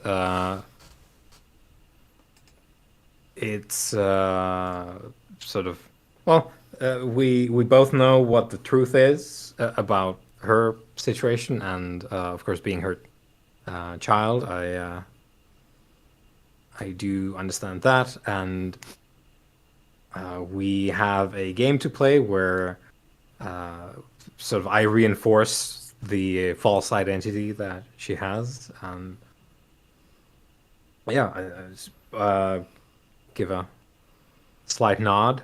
Of course, I'm pretending that my actual sire is the person that she is pretending that she is not. I understand. She gives you she gives you a barely perceptible nod in return, but she mostly appears to be. I mean, she's sat at like the head of this big sort of dining table. She seems to be in conversation with another very beautiful, but sort of wearing like a very smart sort of three-piece business suit, dark black hair woman who's sat next to her. She appears to be deep in conversation with her, looking. And obviously, I'm just going to give you a vague description of everyone there rather than go into nitty-gritty detail. But if you want any further detail about any of these people, just let me know. We can provide that. So, looking around the table, you can see a figure wearing grey robes. He's bold, very pale, and his skin is sort of stretched tight on his bones. He looks like an emaciated corpse, to not beat around the bush. And bizarrely, he appears to be holding what looks to be like, you know, those big like pepper grinders you get at like fancy restaurants. He appears to be like holding up one that was presumably on the table, and he's just sort of looking at it like almost in puzzlement. There is a small delegation of what you would probably recognise as Cappadocians, very pale, sort of very austere, dressed in almost monkish sort of robes. There are what looks to be a number of, I suppose, sort of a business-looking types, although they look slightly ill at ease in these slightly ill-fitting suits. There are a number of masked individuals with various different sort of types and materials of mask, again with robes, sat around the table. There are some people who just seem to radiate the fact that they are like a small party of like thugs, basically. They look like leg breakers, and they're sort of like leaning back, you know, feet upon the table, like smoking and shouting and like swearing at each other, so they don't care. There's also what appears to be a trio of three fairly striking women, again wearing sort of business-like suits. There are two, they look like older men, basically. They're sort of wearing like, you know, faux sort of Victorian style suits, you know, big cravats and stuff like that. Quite cadaverous. They obviously like, know each other. They're sort of sat next to each other. They're leaned over, sort of like chit-chatting to each other as people are getting settled. You can also see that the Marai, the coterie of three, are here. Although, as you look at them now, obviously when you last saw them, there was the crone, who was literally all bent over and seemed to have taken quite a shine to Franco, and she was wearing like the obsidian like hag mask. There was obviously the mother, and then their recent adoptee, who was the maiden. However, as you look at them now, you notice that although you can still pick out the individuals, their appearance appears to have changed slightly, and they all look a bit more like each other, as though they're sort of all becoming over time the same person, but one looks like a young version, one looks like a middle-aged version, one looks like an older version of the same person, if you see what I mean. And then there's what you think are a couple of coteries of potentially, like, you think from their sort of nervous, like slightly fidgety attitude, and they're sort of like keep looking around, they're probably like younger members of the Hikata clan. And you're free to sit down anyway you want. The Baron plonks himself down. Patrizio at first looks a little nervous, but the Baron's like, "Oh, you can sit near me if it'll make you feel better." And Patrizio sort of sits down. You guys are free to sit down anywhere you will. There's plenty of chairs. For appearance's sake, again, there is food laid out. There are glasses and bottles on the table, and you can tell just by the consistency of the liquid in all of them that it is not red wine that is in all of them. And indeed, as you watch, you see one of the sort of Victorian looking Hecata leans over and he picks up one of these glasses and he goes, turns to his companion and says, "Well, I suppose if it's the best they can do, it'll have to suffice." And he's like, and he takes a little sip with his pinky raised up, and then so it's like, like if you drink a really like cheap alcoholic drink and you're like, and then he sort of like puts it back down on the table. At which point the woman at the head of the table, who is next to Caterina Angelini, the woman in the business suit with the long black hair, stands up and says, please all be seated, and there'll be time for questions and for mingling and socializing later. I'm sure you're wondering what the purpose of this gathering is. At which point the sort of haggard corpse holding the pepper grinder sort of puts the pepper grinder down, and he says, "Yes, Renato, why have you, after all these years, why have you called us all here tonight? I trust it is not to settle old scores," he says with a wry hint of a smile on his corpse-like face.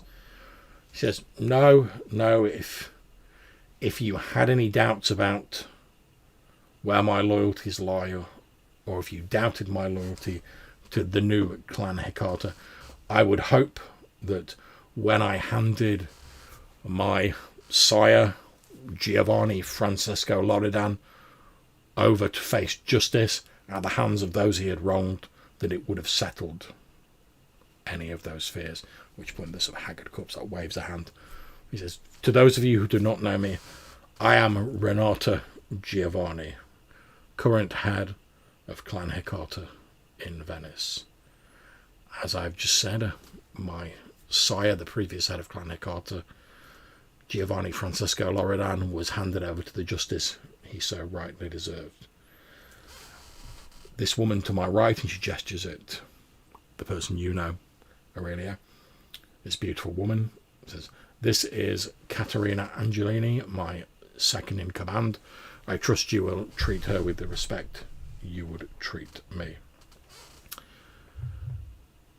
We are gathered here this evening, as well as to acquaint ourselves with all of the family members and cement our bonds, and also to reach out to those who are friends and acquaintances." And she gestures at both Patrizio, you Franco, you Hugo, and this trio of three women in business suits.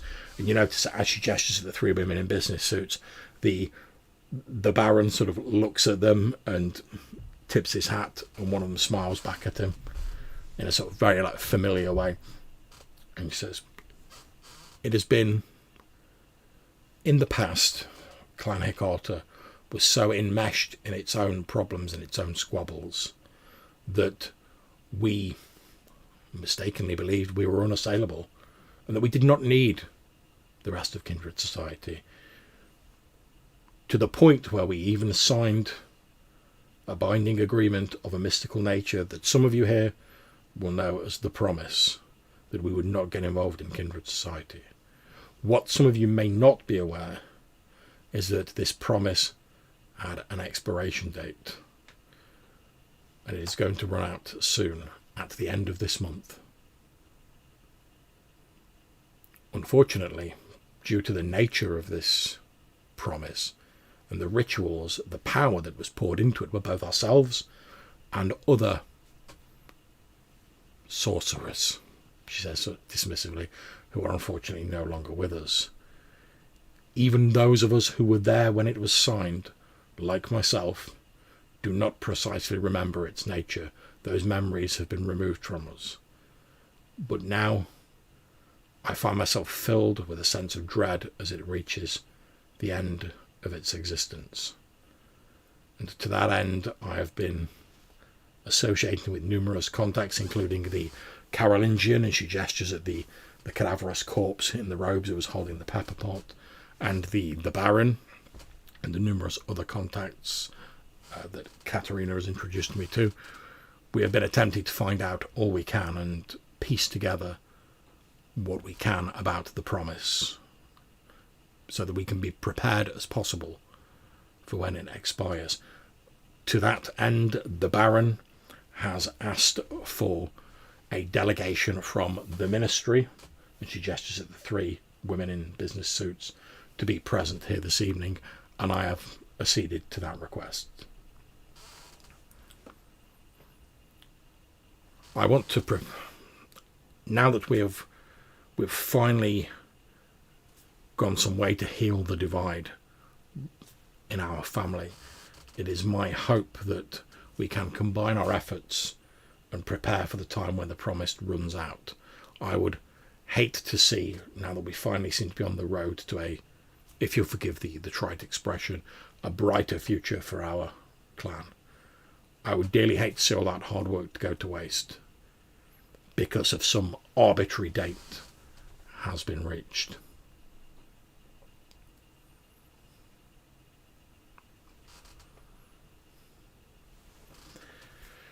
Does anyone have any questions? And she sort of looks around at the table. At which point one of the sort of Victorian looking gentleman speaks up and says, well, yes, this is all very well, Renata, and I'm sure that Silvestro and myself find all this very interesting, but we have weathered storms in the past.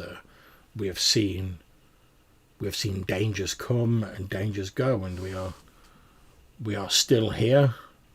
Granted, those truly despicable amongst our own clan, and at this point, as he sort of like lifts up a hand and scratches his neck, you notice that as he sort of goes like that he's got like monogrammed cufflinks in like a stylized letter G on like his suit, and it's obviously like made of silver.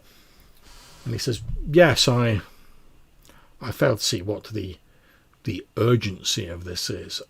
After all, I would simply advise that we all look to our own resources and attempt to prepare ourselves for whatever may be coming. At which point Renata says, I can see the logic in what you're saying, Antonio, but we can no longer afford to be an island. I'm sure the older members of our family, like yourself and Silvestro, no doubt have enough influence to weather this storm, but even your great resources may be depleted depending on what this hazard is. It is my hope, by pooling our forces and our resources, that all of us within the clan can weather this particular storm with the minimal of fuss and the minimal harm to our clan. The 2 sort of older Giovanni sort of huff and puff a bit, but they settle down. Renata then says, and of course we are pleased to welcome back the Marai, the coterie of 1 and 3, who had a great reputation in prior years, sadly losing one of their numbers. It is hoped that now they are back up to full strength, and they have performed their rituals that will focus their abilities through the 3 of them, that perhaps we might use their well-known abilities of foresight to help prove us against the oncoming danger. But before I go any further, I raise a hand. she sort of stops mid-sentence and then looks towards you and then says, yes, sir, I'm sorry, I don't know your name. I just skipped that entirely, the the sort of implied question there, and so on this eve of momentous occasion, the promise has been invoked. Are we now to trust into oracular visions?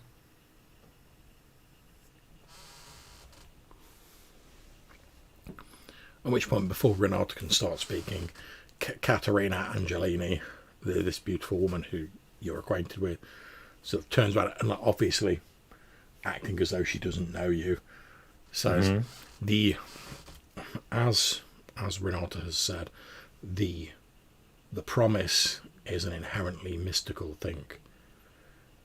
We believe that only through mysticism and, of course, prudent preparation can we truly seek to understand its nature.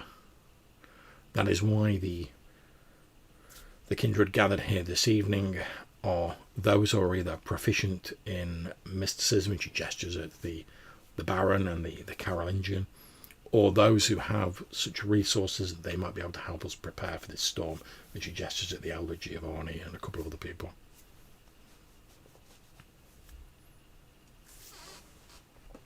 Then I pray that God sees fit to give us the right visions, for I fear this might be the single most important thing any of us have faced on this earth. Okay. At this point, I'm asking you all, please roll me a d6.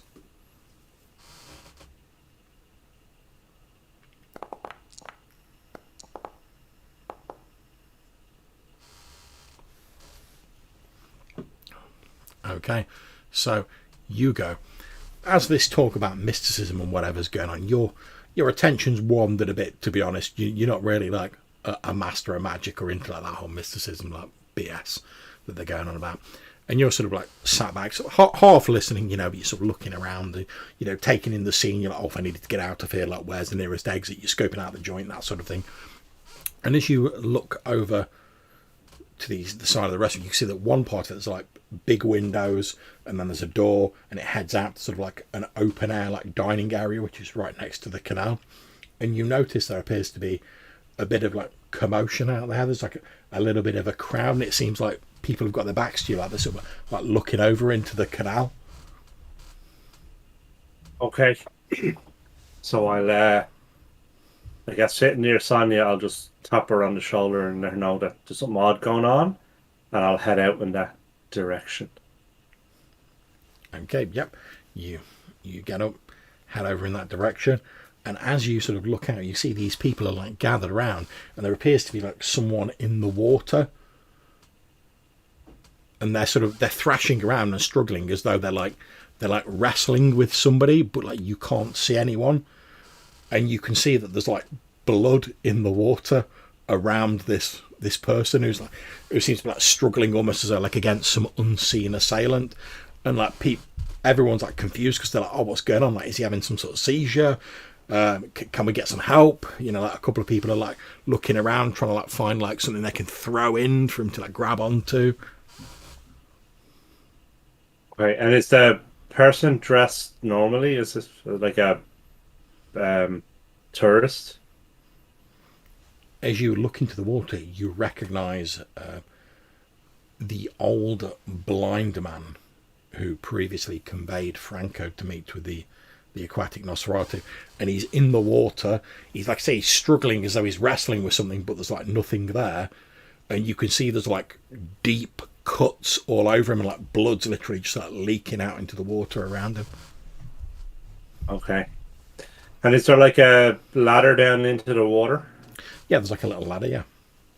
Okay, so I'll kind of climb down the ladder and try and grab him and pull him out of the water if I can. Yeah, not a problem. You pull him out of the water. He's struggling, but he's quite feeble. It's nothing that you can't deal with because he's lost a lot of blood. And as you sort of pull him out, he sort of stops struggling, and he's still alive, but he's like sort of limp as you're like dragging him out.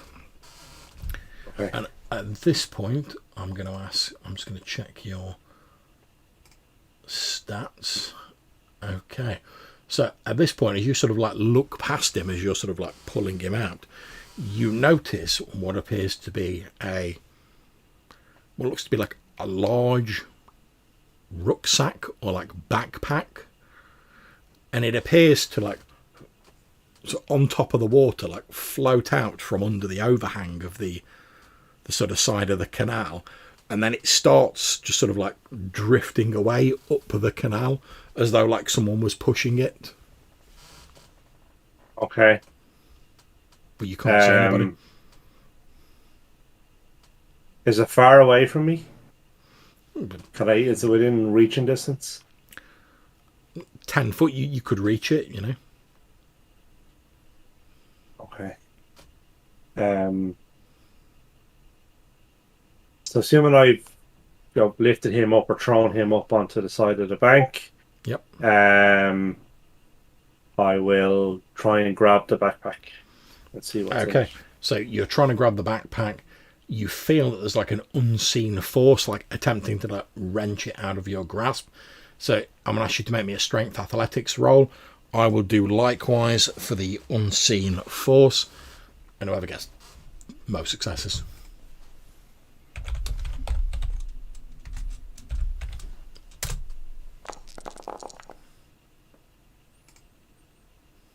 I got 2. Okay, I've also got 2. So you grab hold of the backpack, and you're basically sort of keeping it where it is, but you can feel this unseen force trying to sort of pull it away from you. And as it pulls, it's like one of the flaps of the backpack like pulls open as it's being like jostled about. And as you look inside, you can see there appears to be a large amount of like high explosives in this backpack. Okay. And you think you can see like a little sort of like winking like red light sort of further down in the backpack. Okay. So what I will do is let the backpack go Okay. and climb back up onto the bank and then try and shoot the backpack to see if I can make it explode while it's out in the water, Nice, I like it. away from me. So as soon as you let it go, it starts, and it's obviously like whatever force is moving it is like moving it away from the building, sort of further down the canal. So so you wait for a little bit until it's, and like obviously there's lots of people around, and you start whooping out this gun in front of everyone and being like, Well, I guess it's more of a handgun, so it's a little bit subtler. But I think when you're shooting a bag of explosives and like detonating it, subtle is relative. But that's fine. But I guess I'm kind of it's not a massive fucking shotgun. It's like a small pistol. But anyway, yes, I am going to try and shoot the explosives. Okay, make me a Dex firearms roll. You only need 2 successes. In fact, no, you only need 1 success. It's not moving very quickly. Let's just see.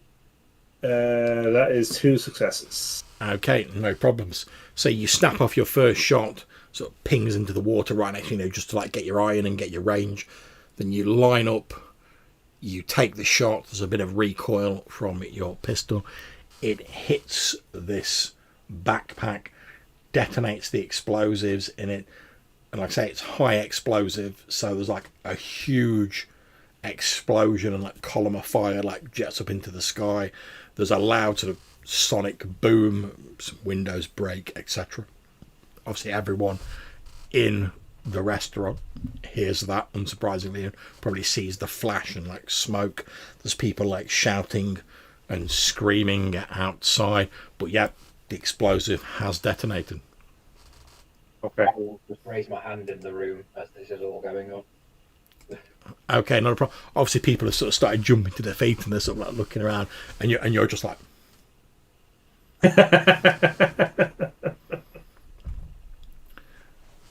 okay, so one of these two, like I'll call them Elder Giovanni, they're probably not actually elders, but they look older. One of these Elder Giovanni's like, I knew this was a double cross, trying to get the older members of us here just to finally put us in our graves. At which point Renata's like, I'm sure there's a reasonable explanation. Everyone calm down and we will find out what is going on. I'll start politely saying, "Excuse me." Katerina, the second in command, looks at you and just sort of like gives you a wave to like, yeah, that's fine. As you're sort of heading off, you hear the Carolingian, this like withered corpse in like monk's robes. It's like, do you really think, Silvestro, that if Renata had invited us here to take us out, she would do so in public in a restaurant via exploding something outside the restaurant where we aren't? And like a bit of an argument breaks out with like some of them being like, oh, they're trying to complete the purge and kill the last Giovanni, and others being like, don't be so dumb, it's an explosion outside, it would be in here if they were trying to blow us up. I'll manufacture as best as I can a feud. In the midst of all this, I'll just sort of like I'll join the bar brawl, John, of words that is taking place here, and my target is Angelini, and I'll hone in on the like are we supposed to be like the pagan Greeks with their gas inhaling prophetess in a cave? And okay, so what is your aim in doing this? What are you trying to accomplish? I wanna sort of like there's the like pushing the chairs back and reaching over the table, pointing fingers, and then like get close to her to like in the midst of all this, like whisper to her actually what I want to talk about. Okay, in which case I'm not going to ask for a roll for that, because you're not trying to like manipulate the situation so much as you're using that as a cover to get close. I just want to talk to her by way of like trying to look like I'm having a fight here. Yeah, everyone's sort of moving around a bit and sort of pointing fingers and shaking fists at each other. So you have no problems getting near to her. Like lots of people are sort of crowded in and moving around, so you get close to her. And as I sort of go in on the like the arguments, I lean in and I whisper as like, "What would you ask of me at this fateful hour?"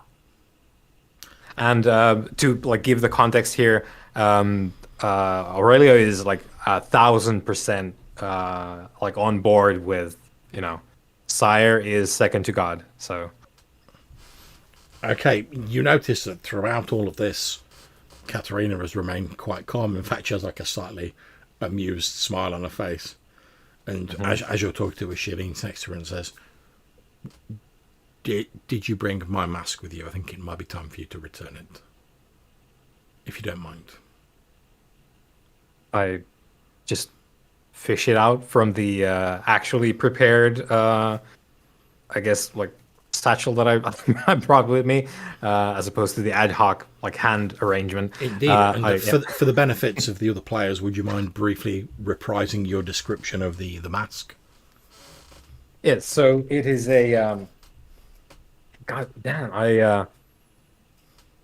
I forget the exact detail because I was sort of oscillating between two different ideas that I had for the accents of it, but it's a white gold mask. Let me get the. Did I put the description down here?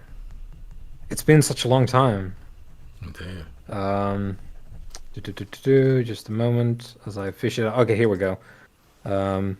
Yeah, so it's this sort of like bone white mask carved into it's a death mask, really. It's a person in repose, a woman's face very clearly, quite distinct indeed, and it is marbled with rose gold, as if it were indeed marble of white and then rose gold accents.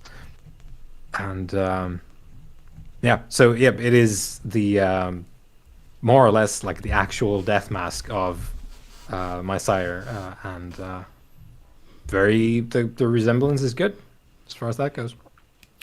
Okay, so you handing it over? I retrieve it immediately and produce it. Okay, so you obviously see Aurelio pass this white marbled with rose gold mask over to this beautiful woman, and she sort of holds it up. You've all seen the film like Jim Carrey, The Mask. you know when he like holds the mask there and it like, leaps onto his face. She holds it in her hands like that, and the mask just seems to like jump onto her face, sort of meld into her face. Her hair, her long black hair, sort of blows out behind her like there's an invisible wind, and she actually like floats up into the air, like a good sort of 5 foot into the air. So she's like hovering above the table, and in a very sort of commanding voice, she just says, "Enough." At which point, like, Aurelia looks like he's having a religious experience. obviously Renata, like the head of the Hecata clan, you presume now, like, didn't know about this. Sort of like, she's like, "Oh, Katerina, what's going on? What is the meaning of this?" And she says, "Katerina is simply a name that I chose to facilitate my movement within the city. To those of you who recognise this mask," and there's a few, you notice that the two elder Giovanni have gone like even paler than they were. They're like, "Oh, fuck." It's like, those of you who know me will know me as Sibylla the Cappadocian. At which point, like, a few other people are like, "Oh, fucking hell," and look quite shocked. She says, "It may profit you to know," and again, like, her hair's sort of like blowing out behind her, and her clothes are being torn as though by an invisible wind, that amongst the herd, and she gestures at the lower down dining rooms where there's like mortals just eating their food and whatnot, there are several score extremely well-armed members of the church who will no doubt attempt to slay those of us who are kindred here this evening.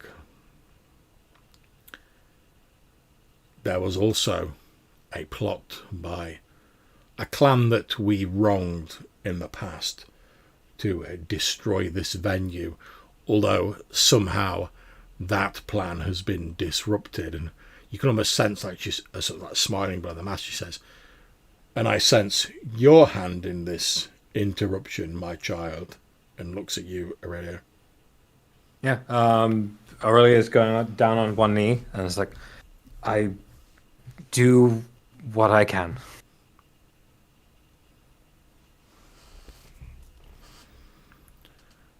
Yes, and I will overlook your interference in my plan this once. And as for you, grandchild, and she looks at Renata, I can see that this is all somewhat bewildering to you, but we are family. I will answer your question concerning the promise. The promise is not a simple agreement signed with the Camarilla of a non-interference. The promise was made long ago by our true clan founder, who those of you who know our history no doubt believe was slain beneath the fangs of the Giovanni usurper, as though such a powerful old vampire could be slain by a mere upstart. No, our clan founder recognized that in order to truly master the arts of the dead, one must experience the true death and triumph over it, as some of us here have done. Tonight, this is a gift I intend to bestow on all of you. Many of you will not survive, but those that do will be stronger for it. And together we will remake this city. We will mould both the living and the dead according to our whims. To those of the twice dead already present, I invite you to join me and depart this place, since we have already mastered death and there is no need for us to witness what will occur. Those who survive will no doubt come to us in time." And as she says that, she sticks her hand in the air and makes a cutting motion, and what looks like a huge jagged tear in the air opens up, and beyond it you can see this swirling black void, You can hear what sounds like numerous cacophonous screams echoing out from this tear, and a sort of unholy wind seems to gust out of it. She gestures towards the Marai, to the Master Harbinger delegation, and to, as well as to the Baron and the Carolingian, and says, "You are welcome to join me," at which point she sort of floats through this crack and disappears into the darkness beyond. Everyone around the table seems like entirely stunned by what's going on. What are you guys doing?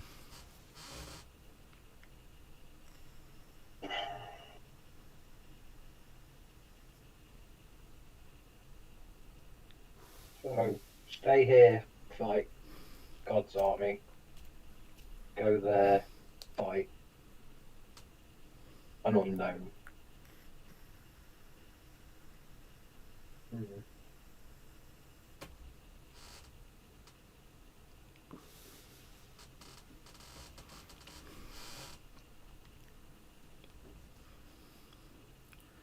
At which point the crone of the Marai coterie, the 3-in-1, stands up, and although she now looks a little bit younger, because she looks a bit more like the other two members of the coterie, she stands up and still in the same voice she goes, "Fuck this." And she stands up, gestures to like the other two members of the coterie, and they start heading to the door. And I'm very quickly going to just move everyone on the map, and then I will show you guys the map.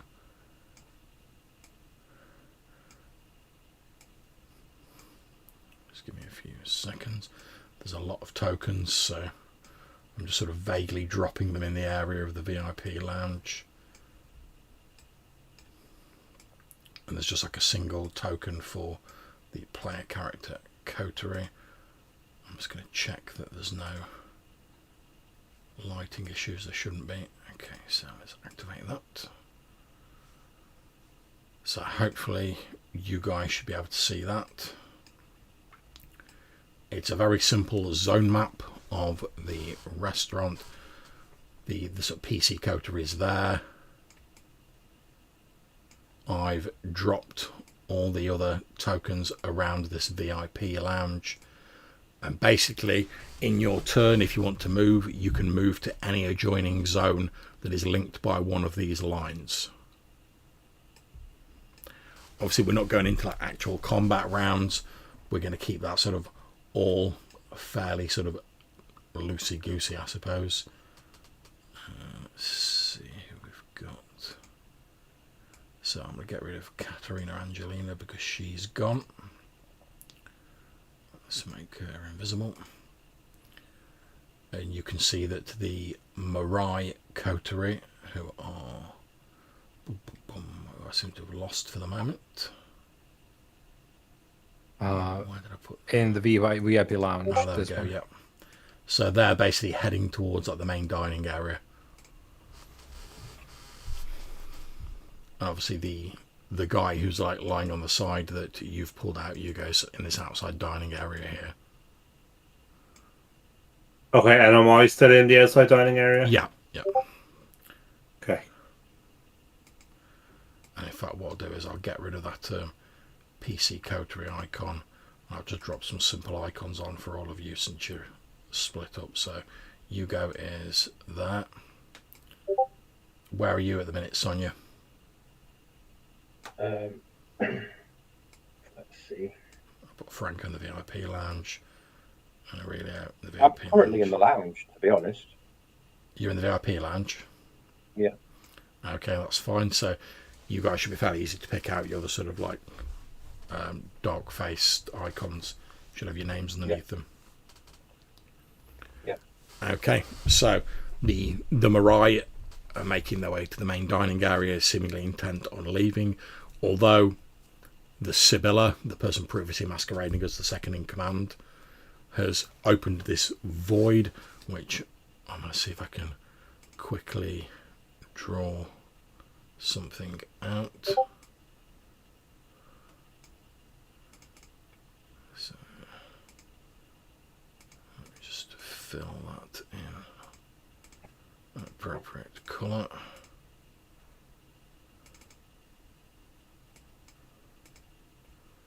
So there's the void, that sort of black circle there. The Sibylla, Aurelio's sire, has disappeared through this void, gestured to several others that they could join her if they wished, and the Mariah like, nah, fuck this. And they're like heading out. To clarify, did she indicate me as well? No. Or these old folks? Yep. Yeah, you know from what she said, do you know what? In fact, let's have a cheeky little roll for this. Anyone who has got occult as an ability can make either an intelligence occult roll or a wits occult roll, as long as you've got at least one die in it.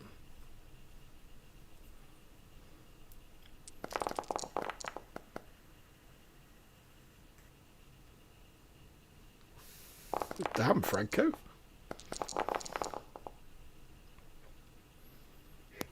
Look at me blanking out because I'm having such a great time. Yeah. So Aurelio, you vaguely remember that the reference like the twice dead sounds like vaguely familiar to you, but you can't place exactly where you read it because you're like, ah. Franco, you've done like a bit of like swatting up on a bit of the old like necromancy as much as you could find out, because I'm going to a meeting with like a load of like necromancers. I should probably like know a bit about this. And you've come across references in your researches to a sort of, I suppose you might call them a semi-heretical like sect of necromancers who believed that in order you could never master true necromancy whilst you were alive or undead. In order to become a true necromancer, you had to effectively die, exist only as a spirit, and then somehow like find your way back to the living world. And it was only by like mastering death could you truly like be like the Don of necromancy. And you think this Sibylla, this like floating masked figure has disappeared through this void, seems to be suggesting that like she's done that. And she indicated the Baron, the Carolingian, and this like Harbinger masked sort of monk delegation seemed to be suggesting that they'd done the same thing. Because she was like, oh yeah, all these other people here, they've got to die, and those like church hunters are going to do that. But it's for your own good. Whereas like, you guys, yeah, you've already done this, you can like, just come with me and we'll just leave. And she did indicate the Mariah as well, but the Mariah was just like, yeah. Now we go.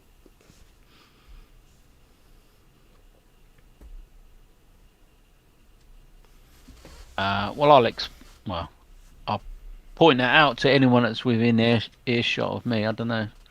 I guess most. Who we got here? Obviously, if you want any further information about any of the people who are there, just let me know. I'm going to try and rearrange them so you can see the writing a bit better, because I know it's a bit... It's more our guys I was talking about. We're all together, aren't we? Aurelio's there, Sonia's there, you're yeah. there, and Hugo's outside sort of with this dude. No, Hugo's still outside, yeah. Yeah, so I shall let my fellows know that obviously she plans for us all to be killed to somehow reach this heightened state, or I don't know, of necromancy. Yes, that's what she believes. It is a gambit that I wouldn't presume you would be here to pursue. So my friends, I urged that you make your escape with all haste. And how do you suggest we make our escape? Outside the dining area, jump in the canal. As you're having this conversation, you notice that the the sort of mask-wearing monks, the Harbinger delegation, they start almost solemnly in like procession, start like marching towards this rift. As they're about to get there, the pale robed Cappadocian delegation seek to bar their way past, and that they're basically sort of arguing with them, the Cappadocians, saying, "We knew you had spent too long beyond the veil. The spectral influences there have corrupted your minds." At which point the Harbinger start sort of like shouting back at them, and they're like, "We did what we had to survive. You are the betrayers," in these sort of like raspy, like dead voices. "You disappeared and left us to the fangs of the Giovanni. What are we supposed to do? It is too late to weep now for the harvest you reap." And like a bit of an argument's broken out between them.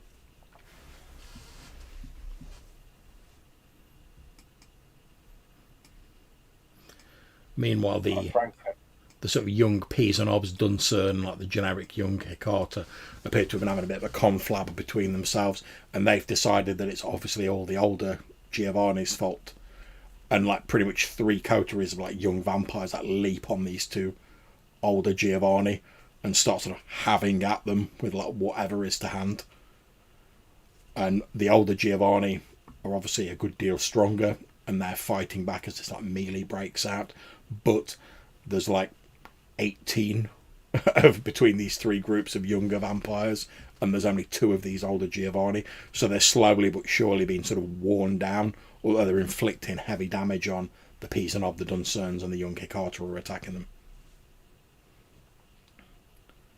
Franco, you get Petrazio and head for the canal. Take Hugo with you. Yeah, I'm looking to make my exit as quick as possible. Okay, so Aurelio, are you coming or going or staying? Sorry, was that to me? Yeah. No, this is the hour that we must part ways, I think, Sonia. There is a higher calling that I cannot ignore. Very well.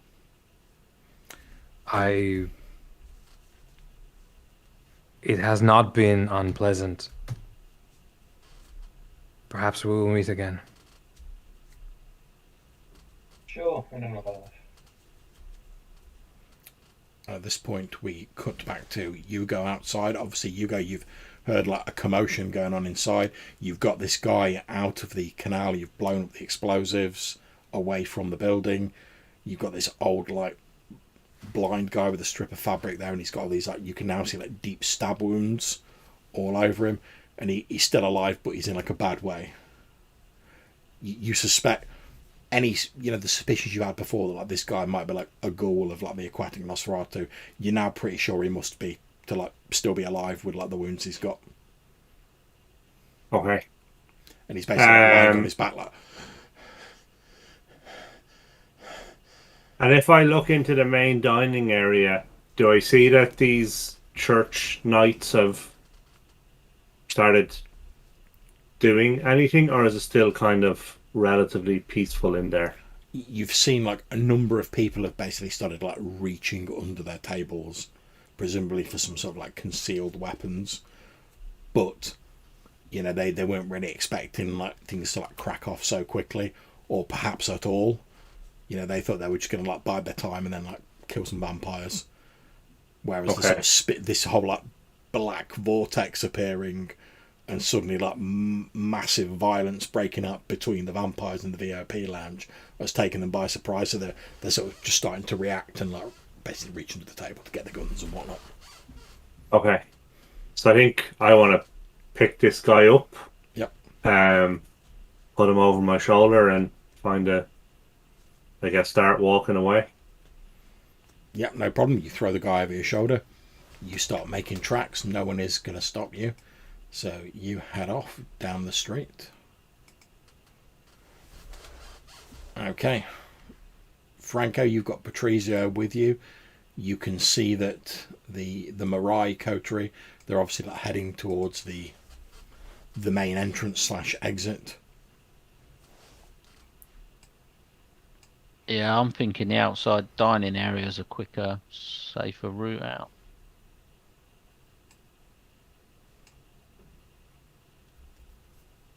Yeah, absolutely fine. So you and Patrizio head to the outside dining area. At which point there's a loud crash from the direction of the VIP lounge, as the Baron, also wanting to leave quickly, effectively just like crashes through the wall onto the street. He's swiftly followed by the three women from the ministry delegation, who he seems to be familiar with, and they sort of start heading the opposite way to Hugo, down the street.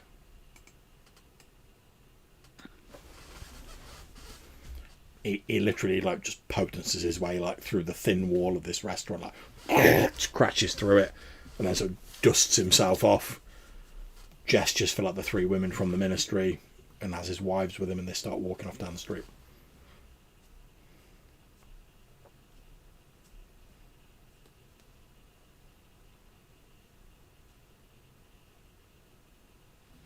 Okay. What's everyone doing?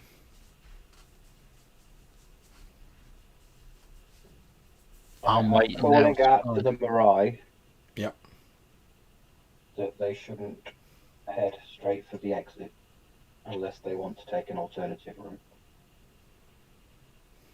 They turn around to look at you, and then all three of them, like speaking at once, saying the same thing in slightly different voices, say, "And what would you have us do?" Leave via the kitchen. Very well.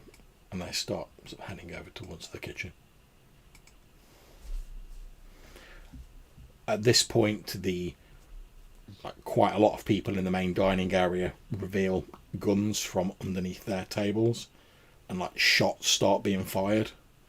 You can see like this like crowd of, you now assume, sort of church hunters heading towards the VIP lounge, which is already riotous with the sound of like violence, and there's now a huge hole in the wall to the street beyond. And the younger Hikata are attacking the older Giovanni. The Harbingers finally push their way past the Cappadocians, and they likewise disappear into this void.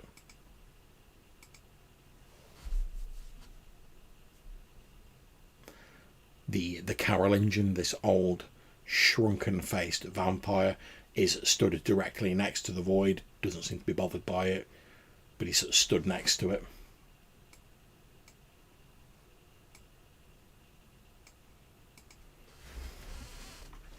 Okay, Hugo, if you wish, you can have exited stage left by now. You can be out of the danger zone. That's not a problem. Absolutely. Okay. I am gone. Not a problem. You are gone. You've got this guy over your shoulder. You are well out of it. Likewise, the Baron, his wives, and the ministry members are likewise out of it. They've just gone the opposite way down the street that you've gone. Franco, you and Patrizio are in the outside dining area. There's chaos out there, basically. People have sort of seen what's going on inside. They're like shouting and screaming. Obviously, gunshots have started blazing out in the main dining area. Yeah, I'm sort of trying to hide, but I'm still waiting to see what happens with the rest of, well, like Sonia and the others. So we're trying to find a place to keep out of the action, but keep an eye on the exit door to see if the others are going to make it out. Okay. So Sonia, you see the Mirai heading into the kitchen area, as you'd suggested. What are you doing? Yeah, I So everybody with a weapon is currently in my area. Yeah. Great. So I am going to make sure the Mirai get out of there. Okay.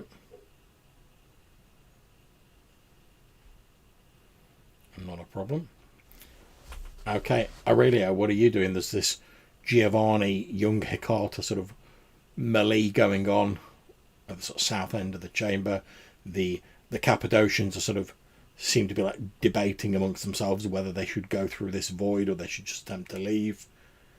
Renata Giovanni is sort of looking a bit shell shocked as like all her plans for like clan reconciliation seem to be like slipping through her fingers in front of her eyes. The Carolingian's just standing next to the void, again still with this like slight smirk on his wizened old raisin-like face. So I think I walk up to the Carolingian and say, "You seem not perturbed by these developments." He says, I've seen the other side. It holds no great terrors or surprises for me. This diversion will pass. Some will fall, and that's sad. But those who remain will be the stronger for it. Do you speak of this side or the other side? Yes. I thought so. But only those who have of the twice dead can step through a gateway such as this, and he holds his hand out towards the tear, which you notice seems to be very slowly sort of like shrinking, but it's like very slowly.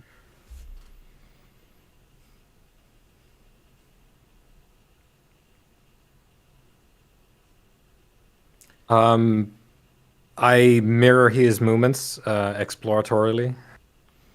Yeah, you sort of put your hand out, and where you see like his hands like sort of disappearing into the void, you feel like a sort of invisible like barrier as you sort of put your hand out towards it. Like you can go so far, and then there's something preventing you. So I just gently punch it. Yeah, it's like it's difficult to describe. It's like it sort of springs back, so like you're not like injuring yourself punching it, but when you take your hand away, you can feel it sort of spring back again. So it's almost like a sort of permeable barrier.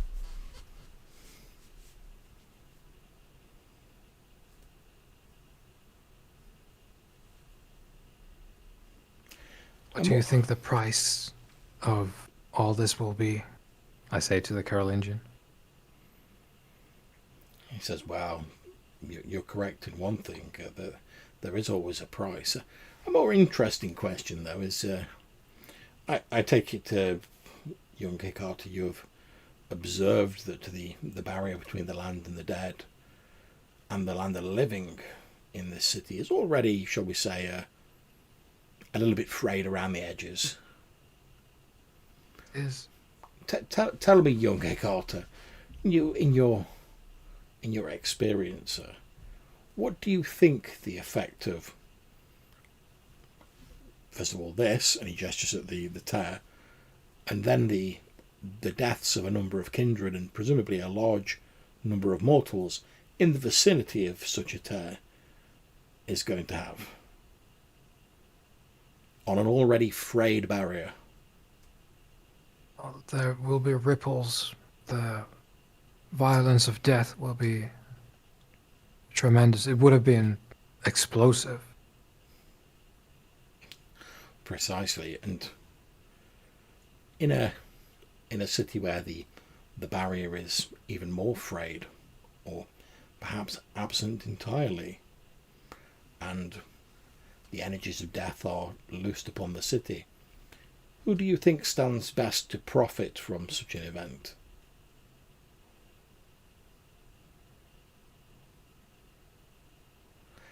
As you're sort of pondering that, like one of the young Hecata, obviously that fancies having a go at the Carolingian as well, basically that sort of pushes you a little bit out of the way and leaps in to sort of have a go at the Carolingian, and like still talking to you, he basically sort of like grabs their face with his hand, and as you watch they like decay to a skeleton in about like 5 seconds and like crumble to dust, and then he just sort of wipes his hand on his robe and carries on talking to you like nothing's happened. I was about to launch on the Hecata because I was talking, but I guess it's just like, "Ah!" And then okay, he's gone now.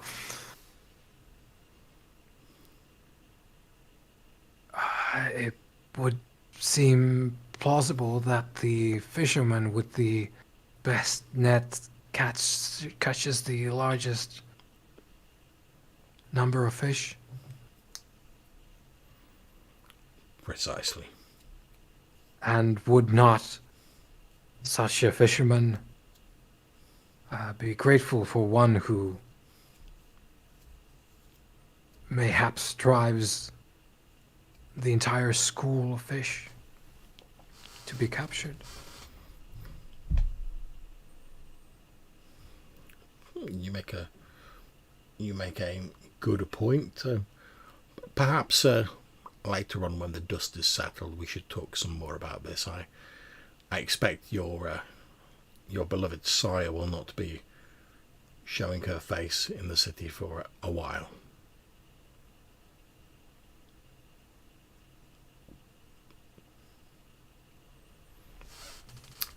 Okay, Sonia, you see the Mariah have bust through the back door and they're sort of heading out. Yep. All right then. In terms of movement in the main dining area, how many of them are now heading towards the VIP lounge? Like literally all of them, because like that's where the biggest, loudest like sound of like obvious vampires here is coming from. So anyone who's in the VIP lounge now, you can hear like footfalls on the stairs, and you can see like people with like guns like running up the stairs. Like shots start being fired off. Like a couple of vampires like as they like take shots. As I see the last one head up the stairs, I'm gonna go and pounce on him or her. Okay, yeah. You pounce on someone as they're heading up the stairs. Well, I'm not going to do all these rolls for the combat. It's just a spod with a gun. So you easily overpower them. If you wish to like drain them entirely, you can take your hunger down to 0. Obviously, it will kill them. Snap their neck. Yeah. With your strength and combat ability, not a problem. They're sort of running up the stairs. You pretty much like loop your arm around the neck from behind and like. And I'm going to continue thinning the herd on the way up the stairs. Okay, no problems. So, I'm going to ask everyone who's in the VIP area on the stairs heading up to the VIP area to roll me a d6.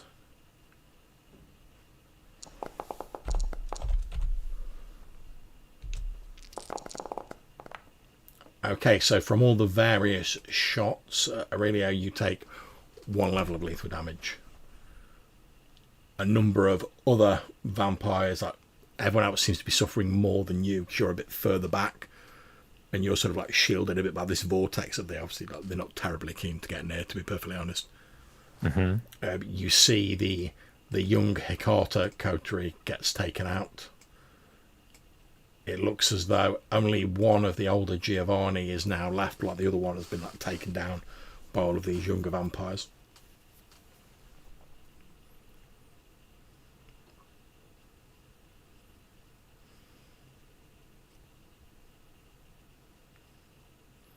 Okay. So, so go ahead. No, I was just thinking of what to do, but if you've got something coming up, please proceed. Well, I was going to say, since most of the players have left the scene, and it's this swirling sort of ruckus of like people firing guns, vampires attacking each other, obviously we're not going to roll all of those combats and such like. So I suggest what we do now is we're going to sort of quickly speed through this. And what I'm going to do is I'm going to ask each of the players who are in the VIP area or still sort of in the area, what is your sort of aim to get you to the end of the scene? Like, what are you looking to accomplish? And then we'll abstract it into a role, and then we'll sort of narrate that rather than going through like half an hour of like combat rounds. If that's all right with everybody? Yeah. Mm-hmm. Okay, so I'm going to start with the people furthest away. So, Franco, that's you. You're in the outside dining area with Patrizio. What is your aim to get you to the end of the scene? What are you trying to do? I'm still keen for the others that are still inside to get out, but not at the risk of myself and Trilio. So if it looks like it's going to be more dangerous to stick around, I'm going to escape with him or try and get him away. Otherwise, I'm going to hang on as long as I can to Okay, so make sure the others have got out. what I'll do is I'll jump to the others, and once they've done their bit, Yeah. I'll come back to you, and then you can decide, whether you want to stay, whether you want to go, Yep. etc. Okay, Mhm. so Aurelio, what's your aim to get you to the end of the scene? What are you trying to do? You've already found out you can't go through this void. You've had a bit of a talk with the Carolingian where he's saying, you might, perhaps we should speak in the future.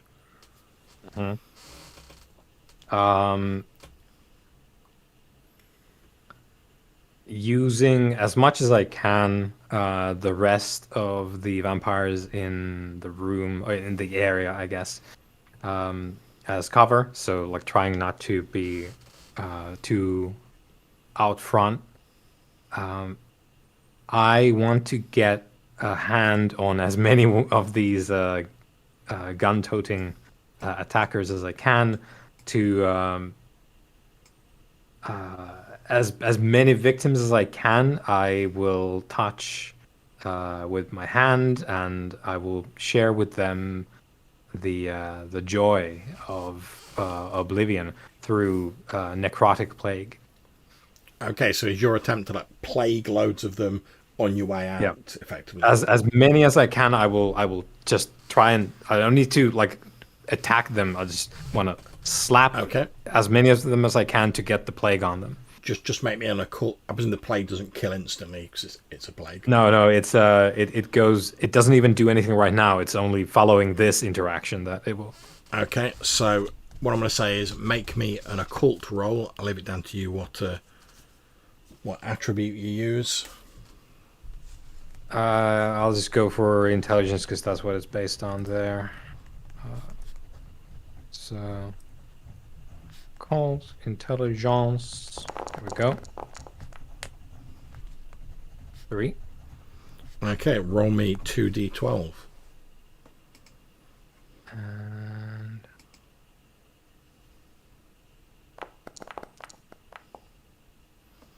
okay, you have successfully inflicted 15 of these church people with your necrotic plague as you make your way out. yeah. Okay. So, following this interaction, they will start to have an extremely bad time. Indeed. Okay, so Sonia, you've seen Aurelio plague slapping loads of these hunters on his way out. Yeah. What are you doing? My current mission is to get Giovanni out of there, so I'm going to have to go full rigor on the rest of him. So which Giovanni are you trying to get out? The female that's currently near the big hole in the wall. Okay, so Renata. Okay, so how are you trying to get out? Are you literally just dragging her forcefully? Are you trying to persuade her? No, I'm going to fight my way to her. Okay. Obviously, I've got all these hunters in front of me at the minute. Yeah. And then I'm just going to shove her straight out the window. Okay, in which case make me a strength brawl roll.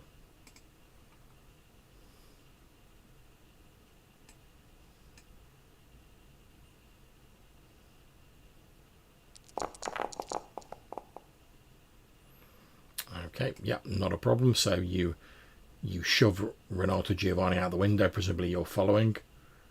Yeah. Okay, so we're going to jump back to Franco. Franco, you've seen Aurelio come running out. He's now in the sort of dining area, making his way out. Sonia has pushed the previous head of the clan, although I don't know if you can call her that now, Renata, out of the window, and he's getting away with her. What are you going to do, Franco? Yep. So as I see him exiting, and I'll hang on as long as I can. Once everyone starts exiting, I'll be trying to get your man away here. Okay. What's his name?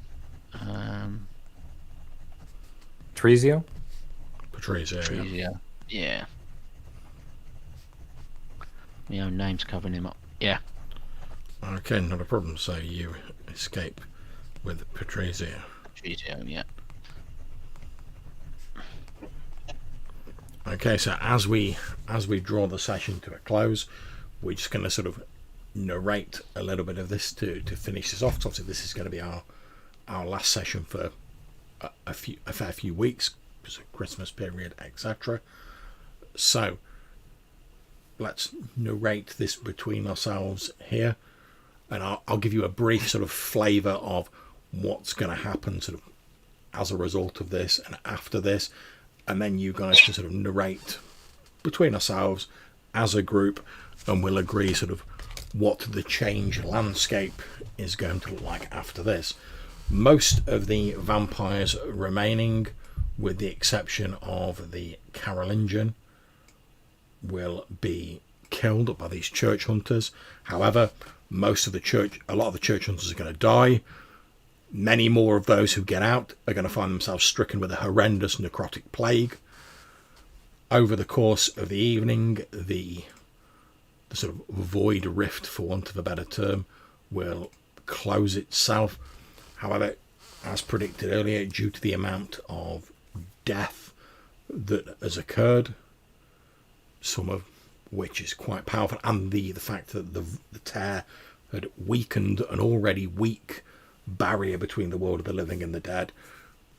After this, in many places in the city, the barrier is going to be almost non-existent. So if you think, like, when Gozer turns up in Ghostbusters, and suddenly it goes from like, oh, there's a haunting like once every like 100 years, to like, oh, there be ghosts everywhere.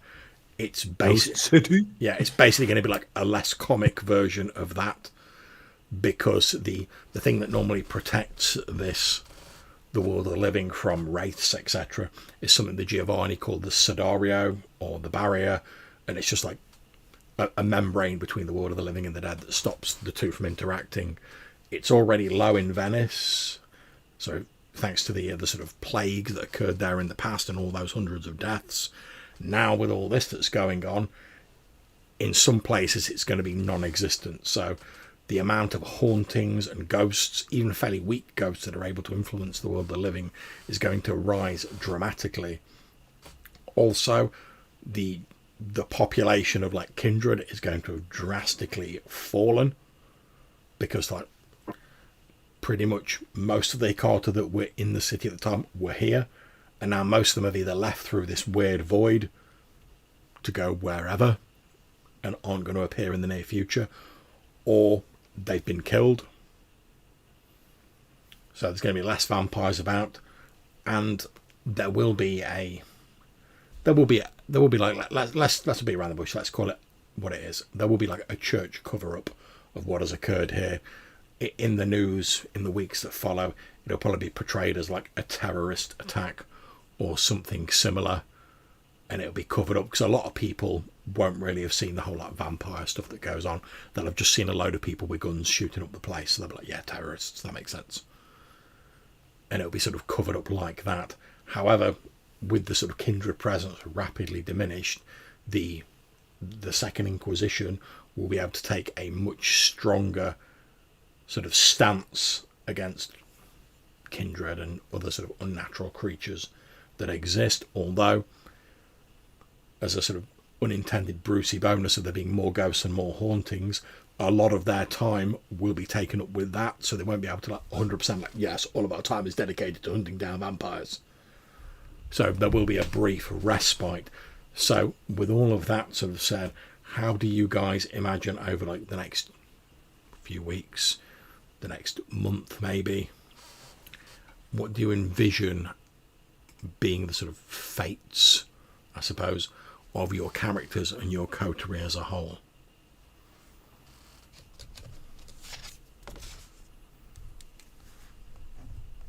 I don't think anybody's really pissed anybody off in the coterie, so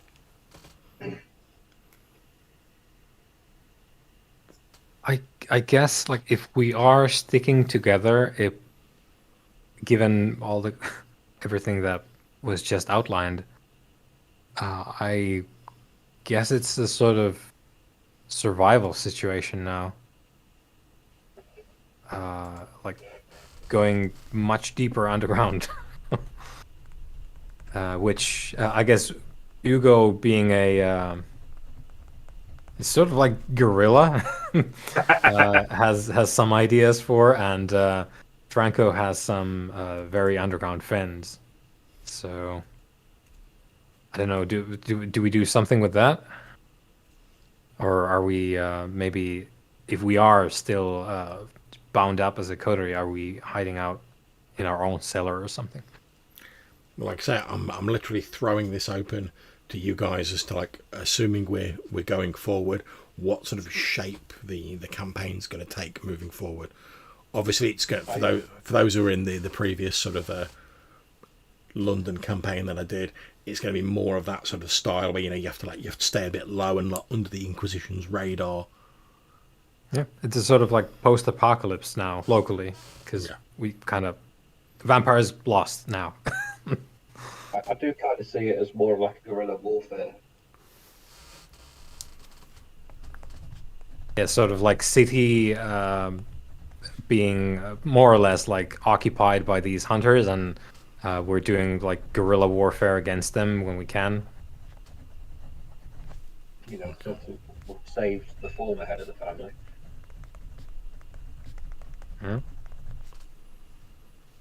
Yeah, that's true. Well, So- the former head of my family, should I say. You know, Giovanni. It might also be good to follow up on what she wanted on the promise between guerrilla warfare events. Because obviously there's only 3 weeks before that was supposed to expire. So, don't know if we go so far as to kind of align with her, but certainly if there was opportunities to investigate that, I think I'd be up for that. Okay. Yeah, but we're kind of like we're one of the few who are still here, and we have the person who has some sort of an idea of like the bad stuff probably that is going to be coming up in the future. So Maybe yeah, I guess thrown a we're demon or two, you know. I guess we're sort of researching and planning for that as well. Okay. Yeah, think so. Yeah. Whatever form that might take, then. Probably a lot of like conjuring, because it's much easier now for Aurelio to conjure ghosts. Probably a lot of interrogation.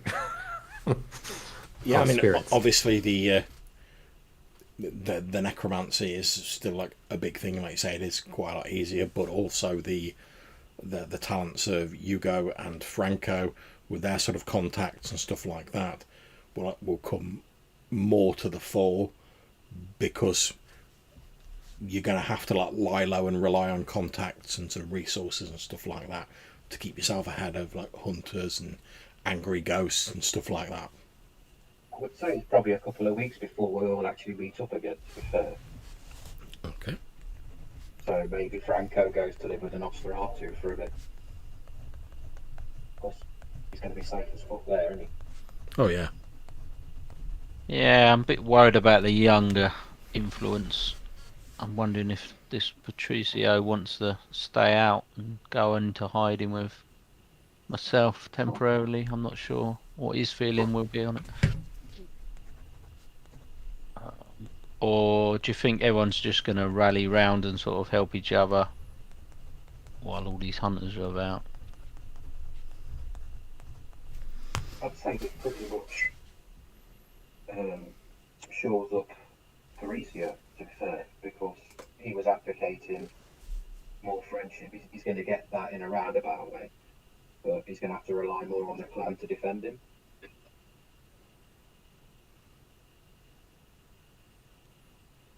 Yep. Okay.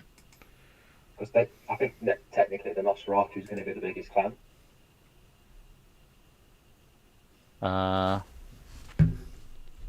Yeah, maybe. Yeah, I don't know how many was left. But... Okay. So I'll have a think about that, and I encourage all you guys to have a think about that as well. As far as I make out, our next session, because obviously normally our next session will be the 23rd, which isn't going to happen because it's like a couple of days before Christmas. So I think after that, our next session will probably be the 6th of January, if that's okay with people. Yeah. Yeah, it should So- be. We've got plenty of time to have a think about that. So I'm going to thank you guys for playing. I hope you all enjoyed the session. I know it was a bit of a differently paced session, trying something a little bit different. And That was good. Thank you. oh, no problem at all. And obviously we'll sort out XP and whatnot in a moment. But for now, thanks to my wonderful players.